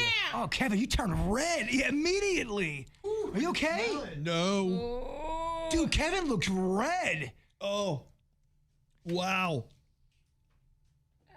That's so tough. I feel like there's blood. I feel like my nose fell off. Kevin went really. Kev, you have some on your cheek. Dude, hold on. Do not touch your cheek. I cannot tell what's going on in my head right now. I'm not doing well. He's got a ton of cheek. Oh, wow. Oh, man. Oh, thank you, Bird. Blow your nose. Thank you, blow Bird. Your nose. I don't know if I can. I'm afraid my nose is going to fall off. Why is this show so dumb? It's not doing well. Oh, it's not doing well. I feel like there's blood. Yeah, I do too. I don't feel like my nose is attached right now. Like instantly blood. I can't even feel it. It hurts to breathe. Do you guys need some bottled water? Oh. Yes, can I have a bottle of Icelandia? I've got some Icelandia on deck. You want me to do the grossest thing? I'm gonna blow my nose. Whoa. Kevin has turned beet red, man. I feel like I'm gonna pass out. This is so bad. I got way too much. You went big. I got way too much. I went too big. Kevin now making snot rockets galore. So sorry. Oh, I'm so sorry. It's so gross. Oh, the whole left side of my head is Denny's, numb. I need more Kleenex. Oh, my eyes are watering. Denny's running it's around getting studio worse by the frantically. second. Virginia tweaking out as well. It is getting worse by the second. Passerby's looking very I'm confused. not getting relief. I need a wet wipe. I'm not getting relief. Here we go. I made one. Yeah. Oh my God. Wow. If you just tuned in right now, I hated losing that. You would think. Oh, what's wrong with these people? Oh my God. I'm not doing well. Kevin, shove cold, wet paper towel up your nose. Are you okay, Kev? No. It'll stop the burning. No, it still won't stop burning. I can't even see. I think my vision's going in my left eye. Oh, man. It'll stop burning if you shove cold up that's there. Better. You're right. Oh, my gosh. Cold, wet. Wow. Oh, I got so much Tabasco still up there. Oh. Thank you, birdies. Is that too cold? It's freezing and it's going down the back of my neck. Dog, you're burning. Well, I appreciate it. I am. Oh gosh. Well, that's rough. Okay. You know what? Obviously, never do something this dumb at home. That was the stupidest thing. Gosh, that's awful. Don't snort Tabasco. Who would have known? I'm pretty sure that's blood. Let me see. Well, I don't know. I might be. Yeah. We're going to play a fun game. Hot sauce or blood? Ow! There's a lot of dumbass criminals to talk about, baby. It's the whacked out news. People breaking the law. Ha ha, fighting in the nude. Ha, drunk people pooping in the street. Ha ha, it's the whacked out news. So many people on meth. Ow! Oof. Wow. This might sound a little weird. I just snorted Tabasco, man. Now you have to read the most you have to do in a single show right now. Yes. Wow. Oh, man. Oh, I need to lay down. I am so dizzy. If you want, we can skip the whacked out news and we can just watch you lay for a segment. It's great radio, right? Look at the host. He's just laying down. Oh, I feel like I ran a marathon. At least your face has gone from red to pink. Oh, Yeah, you look like you got real pink eye. yes. No, he legit he turned red instantly. I mean, it was kind of remarkable. That hit me hard, man. It's not subsiding. It's No. just, You guys have about 15 to 20 minutes of pain, unfortunately. Yeah. and you know this because I've done this probably 7 times in my career. Ooh. Wow. Yes. God, this show is dumb. Oh, man. Well, yesterday, the one thing we could not believe was the woman they just threw off a bridge without her safety cable. And unfortunately, we didn't have all the details yesterday. You'd asked, I'm like, yeah, she died on impact. She did not, sadly. She was still alive? Yes. In fact, they had an interview with the woman who came, one of the paramedics. And she said her pulse was shallow, so was her breathing. But she said, I told her, I said, I've never lost a patient on my watch, and I'm not about to start. Or on my shift, I think is what she said. Now, I would have played the audio, but it was in Portuguese.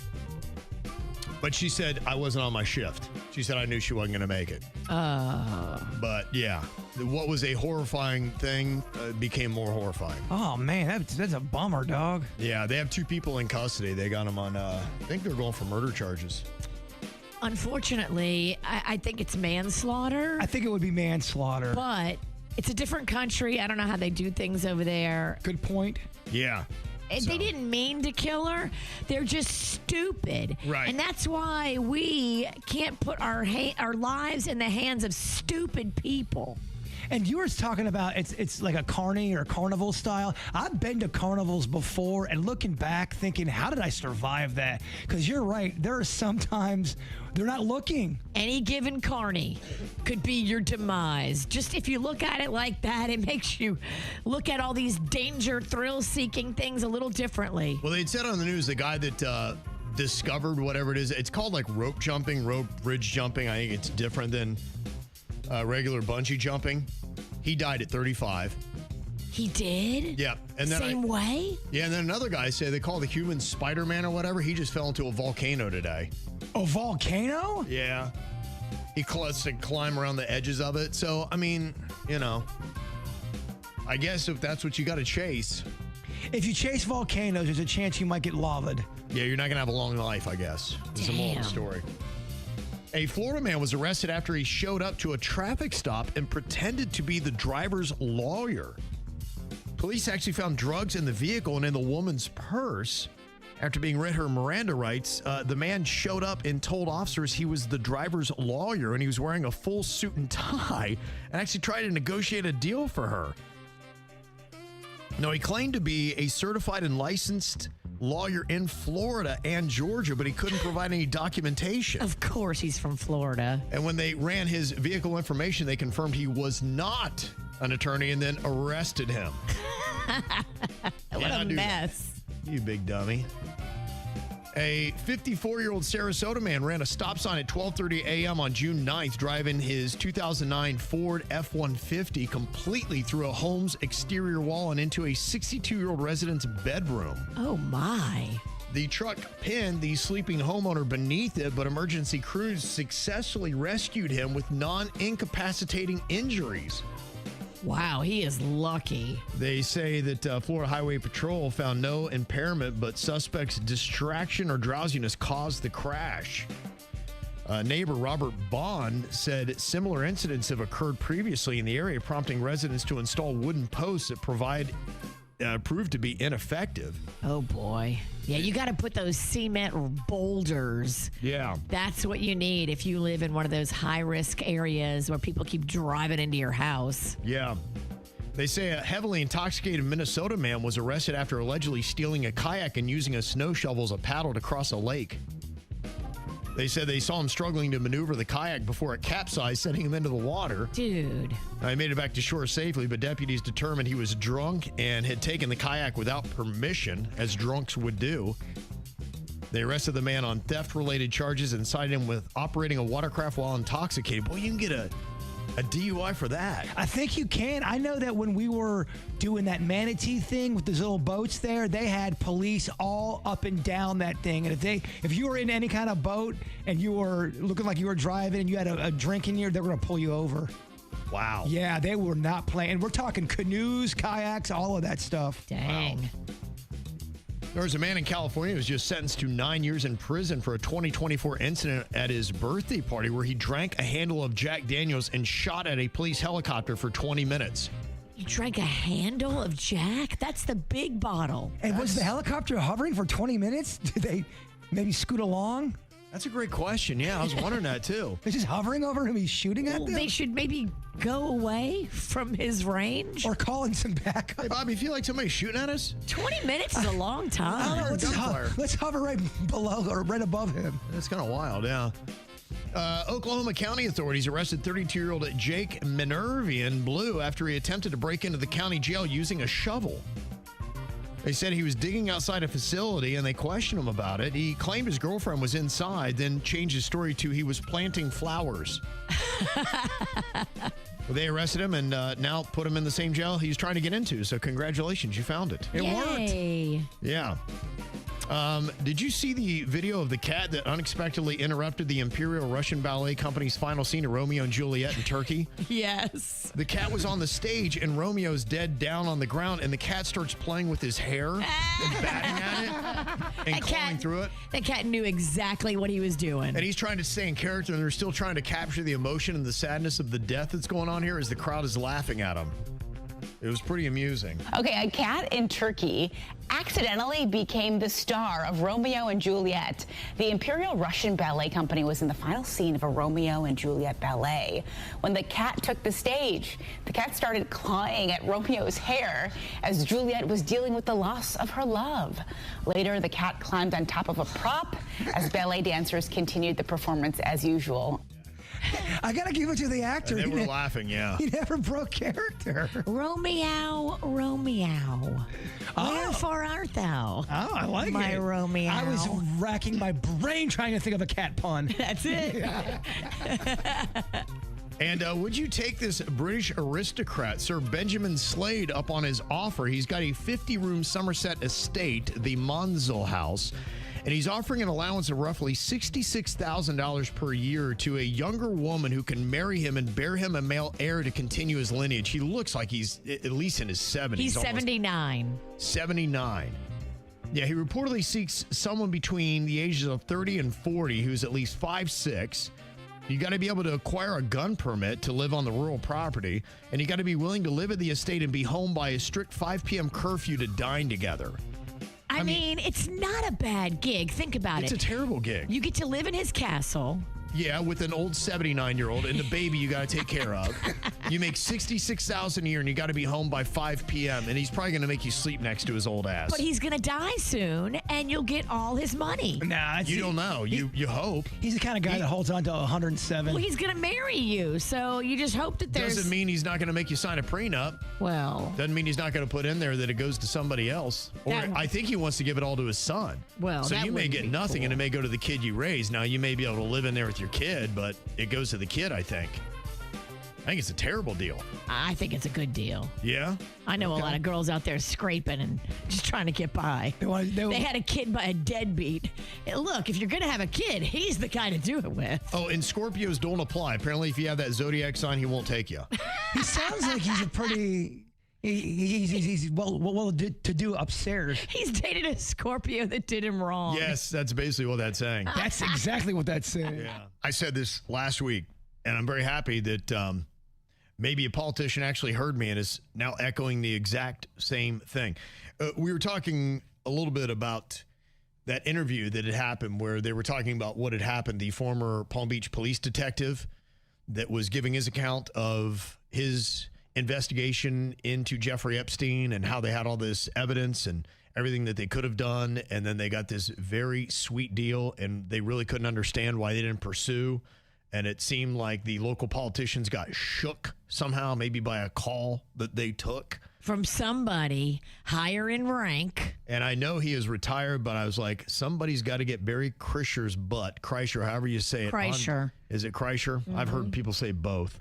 But whatever and however you say it, in fact, you can swear him in with both pronunciations as long as he gets his butt on that stand. And now Lois Frankel is saying the same thing, that we need to be subpoenaing a lot of the key officials involved with the 2008 plea deal that happened in Palm Beach County. Okay. And Barry Kreischer is one of the first. Protect Lois then, because they're going to come for her. Yeah, we'll see. I mean, she's just saying her piece. I don't know if she's got the power to make it happen, but it seems like the absolute obvious that needs to happen. Somebody needs to just make everybody tell the truth here. Need to put Acosta on the stand, too. We don't even... Acosta as well. Yeah, he's the one that penned the deal. Yeah. So she's been pushing for this for years, so she was on it. But apparently the previous efforts were delayed while federal prosecutions, including the case against Ghislaine Maxwell, were ongoing. But we've taken care of that. So the roadblocks that were originally there for Lois Frankel's request have now been satisfied. So now she's pushing again, saying, all right, you had excuses last time. What's the excuse now? Let's get this done. It's a shame that this is political, but it is. Yeah, I hate that it is. It really is. It really should be about girls in Palm Beach County that were victims to a sexual predator and a sex trafficking case, and we should all want to protect women in this world, and anybody who does not, to me, is very suspect. Unfortunately, a lot of things have turned political, which makes it kind of. It doesn't shed light on the actual problem. It's just about, oh, I'm on this side, I'm on that side. It's very weird. Well, there's dirt bags all throughout the Epstein files that are Republicans and Democrats. Yeah. So can we get to the meat of what happened here and who did what? Oh. And it doesn't matter what party they're from. Yeah. A criminal and a pedophile is a criminal and a pedophile. Perversion crosses the aisle. It does. And I like the people on bipartisan efforts that have taken up this fight. And it's been both Democrats and Republicans. And look, some of them have taken some strays, and it has affected them politically in their standing, how they were by simply standing up for these women, which is stand up to pedophiles. You get ostracized, which makes you feel even more gross about the politicians that we currently have.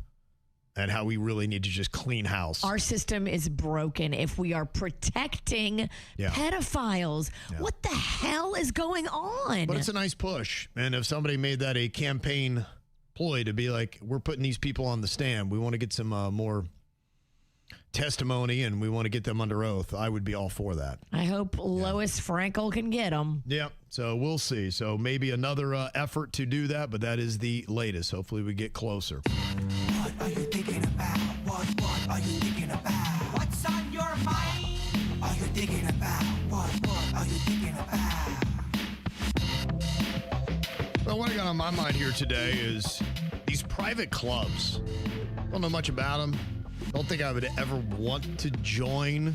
I guess people do it for a status thing, probably for jobs, probably it's like a country club. This is like a country club without the golf course. Yeah. It's a boating thing though, because people pull up on their boat there. Okay. Yeah. But I was always kind of wondering, some of the ones that are expensive, like I've seen like the Mar-a-Lago one, for instance, that's gone way up. Oh, yeah, Mar-a-Lago. That's not attainable. Yeah, last I saw on that, I think in 2024, that one was at $1 million. Oh, my gosh. It had jumped up from $700K.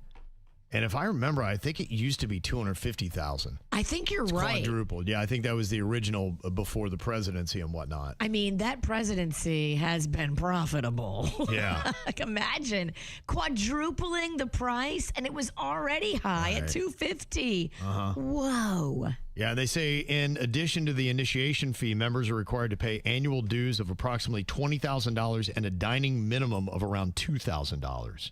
Wow. Oh, you have to have a minimum spend in the food and beverage department. Wow. How about that? Now, a little bit more affordable would be joining 1,000 North. And is the upstairs the membership area? There's the elevator that you have to be able to get up, and you can't sneak up because I know people that have tried. Uh-huh. And you have to be a member to go upstairs or accompanied by a member. Gotcha. That's how I've got up there, accompanied by a member. If you don't know, that's Michael Jordan's place there in Jupiter, right on the water. It's a members-only club and restaurant, so you can't eat there, but to go to the upstairs, you got to be that member. And I guess it's by invitation only. Yeah, you can't just be like, hey, I want to be a member. Someone has to, like, recommend or sponsor you, or they have to know who you are. Wow, okay. When they were in pre-construction mode, I talked to some people that bought it for $5,000. Okay. But annual dues are $3,500. Okay. So even if you bought in at $5,000, you still have to pay the $3,500 annually. Now, according to my sources, it's $10,000 for the buy-in. What I get, the latest that they said, the Palm Beach Post had it, they said the initiation fee was $5,000, annual fee is $5,000. Total cost for lounge access, $10,000 per year is how they break it down. Okay. Whatever that means. So, yeah, I wonder if it costs to be a part of the Grove 23. I imagine that's his golf course. Oh. Well, I know it costs because it's a private club, but I'm wondering what that is. I bet you that's got to be a lot more than 1,000. Way more. I would add more zeros to that. To be at his private golf club. Would you guess over under $250K? Over. Okay. Well, I just know how much the fancy place I worked at, that was a lot of money. And that was 15 years. That was Crap, it was 30 years ago. Damn, I'm old. It's funny when you listen to someone on the radio realize they're old. Right. He had that math in real time. 15 years I was with you guys. What am I talking about? Yeah. You're shocked you're old. But it was 30 years, 25, 30 years ago, and it was expensive to just even sniff that place. So looking at the current members of 1000 North and Jupiter, Michael Jordan's club, you got Serena Williams, Dustin Johnson, Brooks Koepka. Just some of the names that are members there. And now, if you're on the West Coast, good news, because they're going to be doing 1000 North in Sarasota in 2026. Now that's October. interesting.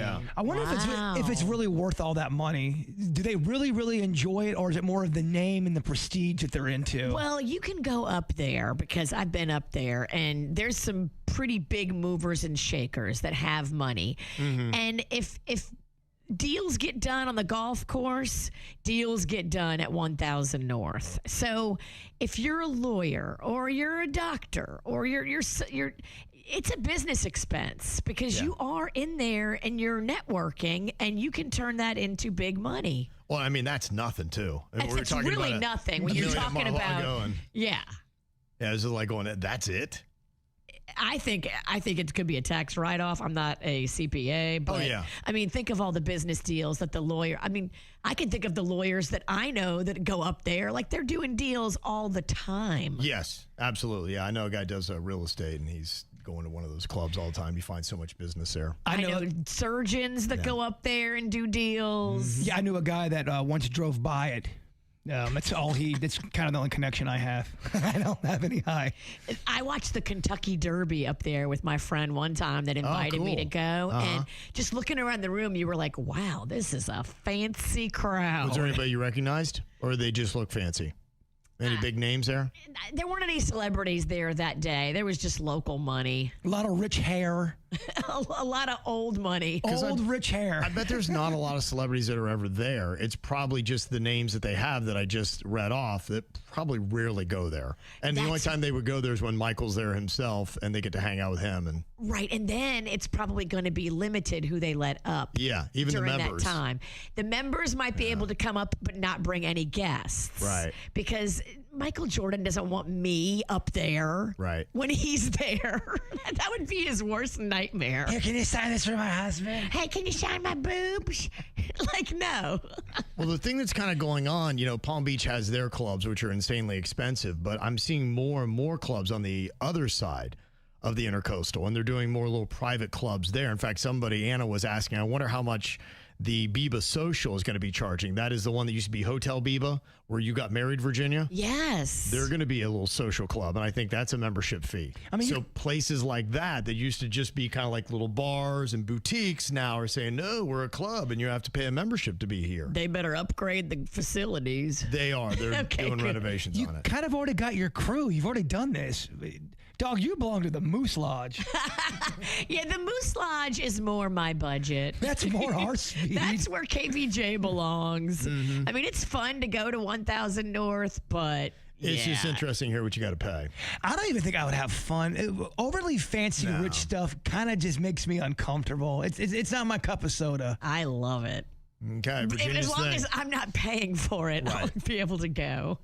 All right, Bird, what you got on your mind today? Well, I hope you students brought your appetite today to class, because I got something for you I think is delicious. It's called the 7-Up cake. And me and my girlfriend, Honeyface, we made it last night, and I thought it was delicious. And I wanted to see what you guys thought. The 7-Up cake. You make it with real 7-Up. And I was kind of like, I don't know if this is going to turn out good. I thought it was great. Now, Kevin, I know you've got strict diet needs. I'll take a little taste. So it sounds amazing. You sold it great. I'm like, oh, it sounds so good. If you'll snort a little Tabasco, what's a little cake? Right, at this point. At this point, do you care about your body? No, you're right. I clearly don't. Clearly don't. Super easy. Box of yellow cake mix, pistachio pudding Jell-O mix, eggs, and then 7-Up. And there you go, baby. Okay. Wow. And it's very... It's doughy and springy. Yes, and I know people hate this word, but dare I say it's a bit moist. It is moist, but in all the good ways. Yeah. I mean, moist really is a good word. It's not It wet. is. It's descriptive. Wow, that's good. That's fantastic. I like it. Yeah, it's easy to make, y'all. So have your 7-Up cakes made for the weekend and have a 7-Up cake party. I mean, talk about the icing real quick. The icing store made. That's the one thing we'd like to perfect and make our own icing. But whatever you put on it, that icing is the exact right icing you need. It is. Is it vanilla? I believe Is it it's flavor? vanilla, Okay. yes. Kevin is an icing slut. I am. So am I, dog. 2 guys, 1 jar? Look, that would do well. You think? Can I host you on whichknowscutetoes.com? Because you can't put that on KVJShow.com. Yeah, you're right. 2 guys, 1 jar. You're right. I think we'd make it work. I think we'd make some money. All right, Virginia, what you got on your mind today? Oh my gosh, I was enjoying the cake so much I forgot. Hold on. Oh. Have you seen, okay. It just sounds like we're just kind of sitting around a Starbucks, doesn't it? It really does. Is this broadcasting or is this just, are these guys just having lunch? Snorting Tabasco, eating cake. Yeah. It's part of our loose. It's part of our charm. You know, I rarely want to give this guy any credit because you know how I feel about Rob Schneider. Okay. But damn it, that little munchkin came up with a good idea. You know, he's leaning into his politics. Mm-hmm. So he's very Republican, right? Yeah, I mean, look, some people say it's dumb to cut off half of your audience, but if you can dominate half of the country's audience, then you can make a solid living off of it. He was wishy-washy before, and people weren't like, oh my gosh, Rob Schneider, live or die for him. It used to be half of all of America hated him. Now only half does. Well, right. I think that's big for a celebrity that's kind of, you don't really know where they stand. He's specifically going in that realm and that kind of targeted area. In. So there's an audience for that. On both sides, they have that little niche of people that do that, and they make good money off of it. So he just came out with this new product, and it's a whiskey that he's calling Tears of the Left. Okay. And it comes in a commemorative bottle, and it's got all these, like, it's signed, and it comes with these little glasses, and it's like a whole gift set.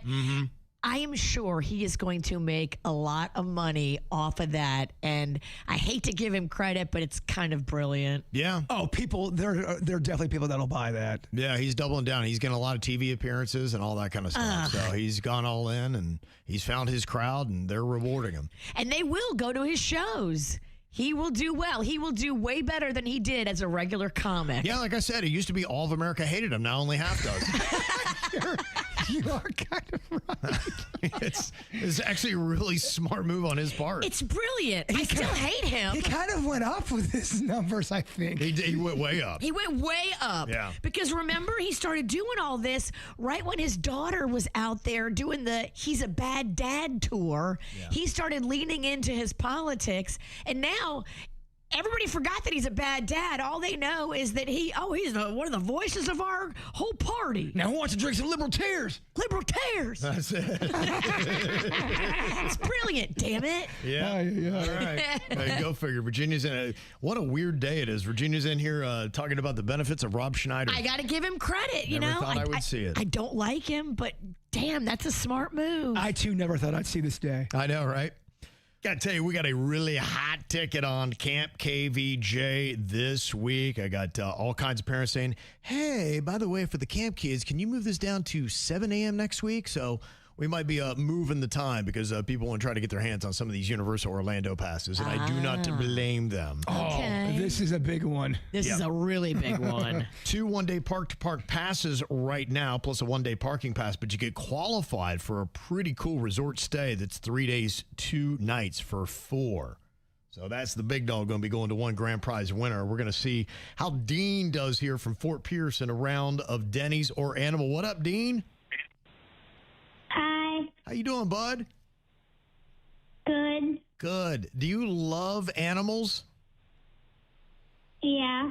Good. Well, we got a game that you're going to be all into here. It's called Denny's or Animal. And what we're going to do is we're going to play some animal noises for you. You just got to tell us if this is the real animal or if it's producer Denny's that's making the noise. Okay, Dean? Okay. Okay, the first one we have for you is a sheep that is being sheared. Basically, it's getting a haircut. Okay, Dean? Okay.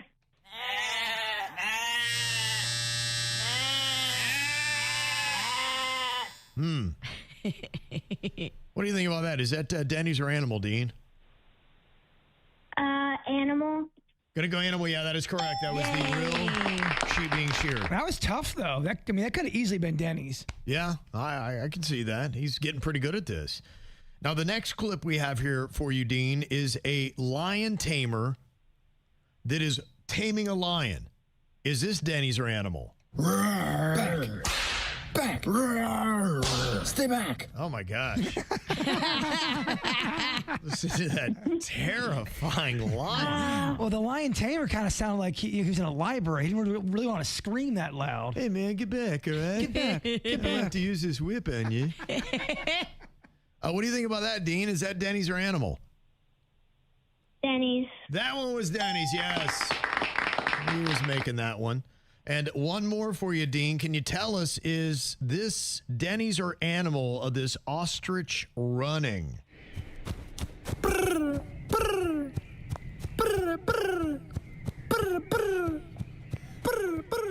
Wow. Wow. It's going for a jog. I had no idea that's how they sounded. Yeah, when they're running. That's what they do. Yeah. Dean, what do you think about that? Is that Denny's or animal? Denny's. That one was Denny's as well. Dean, we cannot fool you here. And that means you're going to be heading to Universal Orlando. You ever been there before? No. Okay. I think you're going to really like this place. And do you like going on vacations with your family? Yeah. Okay. You might be able to do that as well. I think you got a little trip to Orlando coming up. Okay, bud?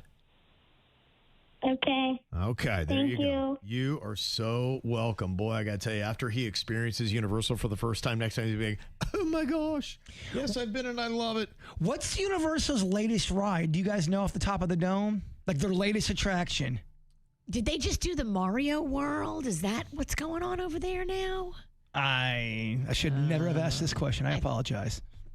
Yeah, I don't have the answers you're looking for. I thought you might know just because you have kids and stuff, but I should have never asked. Guardians of the Galaxy? Yeah, this is not going well. So Jbird is just sitting there having a conversation with somebody, and his girlfriend's like, who are you talking to? And that was kind of the weird thing, because you believe that you were talking to somebody, but she walks in the room, ain't nobody there. Who you talking to, Bird? Well, I thought she was outside with the dog, and I guess she was in the other room, and I was talking to a ghost. And I try not to do that around her. I try to keep that kind of separate. Tuck in your crazy until. Well, yeah, she was not outside. She was in the other room, and she Time comes. to let it go. Well, she comes out. She goes, "Who are you talking to?" It's because your phone's not here. You're not talking to the robot. Who are you talking to? I go, well, I'm talking to a ghost, baby. Wow. And what do you say to this ghost? And does the ghost talk back to you? Because Vicky and I, we've done ghost, stuff together before. And I've gone on ghost hunts with her, and she's taught me some things to do and ways to talk and communicate. And also, too. How do you talk to a ghost? Well, it depends on who I'm talking to or what I'm talking to. Sometimes I'll talk to my. It's not a ghost. I guess it's a form of praying in a sense. Okay. I'll sometimes talk to my mom out loud, but I do that when I'm alone. I don't usually do that. Like, who are you talking to? Oh, just my dead mother. Like, okay, let's get this guy a little help. Yeah. So I'll tend to do that. But there really is weird stuff that goes on in my house. And I believe that. When something weird goes on in my house and I really can't explain it, I will start asking some questions to see if anything else will follow up with the question. Have you ever gotten an answer? Maybe it's not in voice, but it might be in movement or some other sign. Yeah. Okay. What happened? One was when I was talking to something, and I just sat down, and I got kind of dazed out for a second. I had my vision on my werewolf. In my werewolf bar. You just zone in and lock eyes with that werewolf. And I was just talking to it, and I go, man, that werewolf is looking good. And as soon as I was thinking that, the entire werewolf structure fell down right on the ground, right onto the costume I was about to wear. Well, it was looking good. Yeah, but the thing that was weird was it was in 3 different pieces. So all 3 pieces, they were all hung separately. All 3 fell. So that was odd. Yeah. It was odd. Did you hang this, or did someone else hang it for you? Professionally done, dog. Wow. By the snack pack. Professionally done by a guy that was really high. His name is, that's alleged. And I've seen your handymen. They're all high. My handyman for this project, he's very good, by the way, is Twigs. He's very good. But he's probably intoxicated. No, he's not. Come on. Don't throw that out there. I love that about him. Yeah, I Me know. and him party. I hear you. How would you feel, Virginia, if you turned a corner and your husband is talking to a ghost? I wouldn't be mad or sad. I would be like, dude, that's healthy. 'Cause Okay. You think it's a good move? I do the same thing. Yeah, I do. Okay. I mean, even if I'm not talking to something like that, a ghost, and it could not be a ghost. I'm just kind of following my gut instinct. It could be wrong. I understand that. I do like to talk to people that have passed on that I still have a connection with, and I think that is healthy. I talk to myself all the time, so much that Rocco will come in the room and go, Mom, you're talking to yourself again. I'm like, oh, gosh, I'm sorry. Yeah, the good thing is Honeyface kind of knew what she was getting into. She's not like, oh my gosh, you're talking to a ghost. She knows about all that stuff. Yeah. I just don't like to go so deep when I'm talking to the ghost. Yeah. Don't make that mistake. You gotta check and make sure she's really outside. Well, sometimes the way I talk, it gets weird.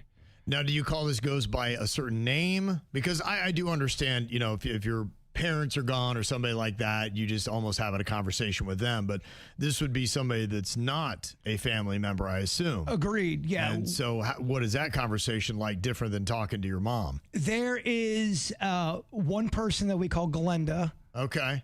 And she is a good witch? No, I don't think she is, actually.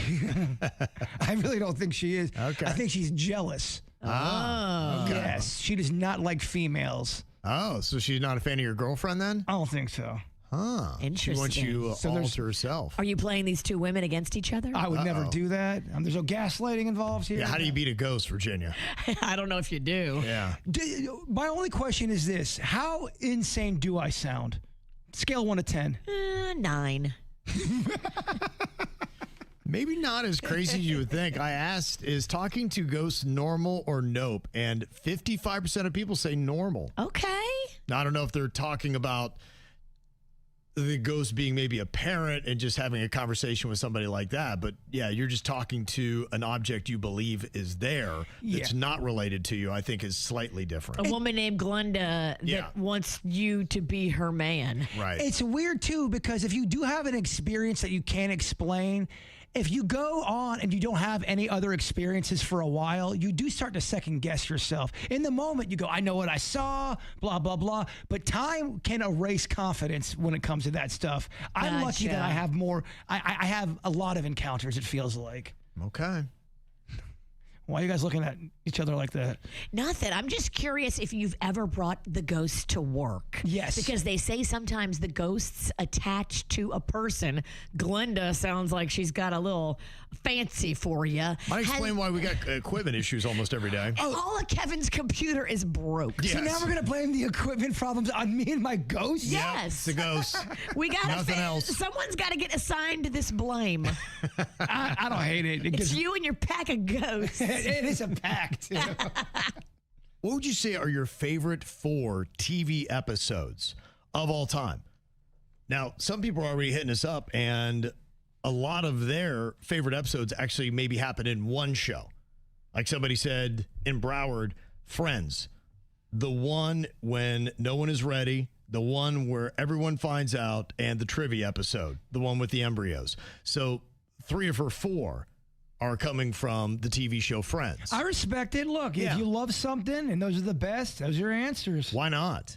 Now, for me, I prefer a little bit more of a variety. In fact, the one thing I'm finding is I really start thinking about the ones that I think about the most in this. They're dramas, and it's that moment where you're like, holy crap, man, this is amazing. This is why I've been watching this show and investing in it. And the shows I'm thinking of, Breaking Bad has a few. Oh, man, I didn't even think of Breaking Bad. But there are some. In fact, if you look at IMDb, they are ranking what they call Ozymandias is the best. They say that's the desert standoff Walt and Jesse face. The fallout is alliances shift. Family is threatened. I think I do remember that one. That's fantastic. I like the one that's called Face Off. It's the one with Gus Fring. I'll just leave it at that to not give you any kind of spoilers, but the critical point in his storyline. And Game of Thrones, even though it burnt me at the end, there's a couple that I like. In fact, the number 2 episode that they have on IMDb is Battle of the Bastards. But I think I like the one called Hard Home. That's the one that's that meme where Jon Snow is standing there and he pulls out the Valyrian steel, long claw sword, and you're like, oh, and it's like go time, baby. There was a run on Game of Thrones where they were just having heater after heater of an episode. That's why it was beloved, series. Yeah. It was pretty unreal. Those are 2 of my favorites. There also was a courtroom showdown that happened in Better Call Saul. I think the kind of gotcha moment he had with his brother. It's good. It's good. I think Chicanery is the name of that one. And then The Sopranos had a good one called Pine Barrens. That's crazy. Yeah. It's on my list. That's a solid one. If you love that show, that's good. Those are 4 of mine that just immediately jump into my head, and they're all from dramas.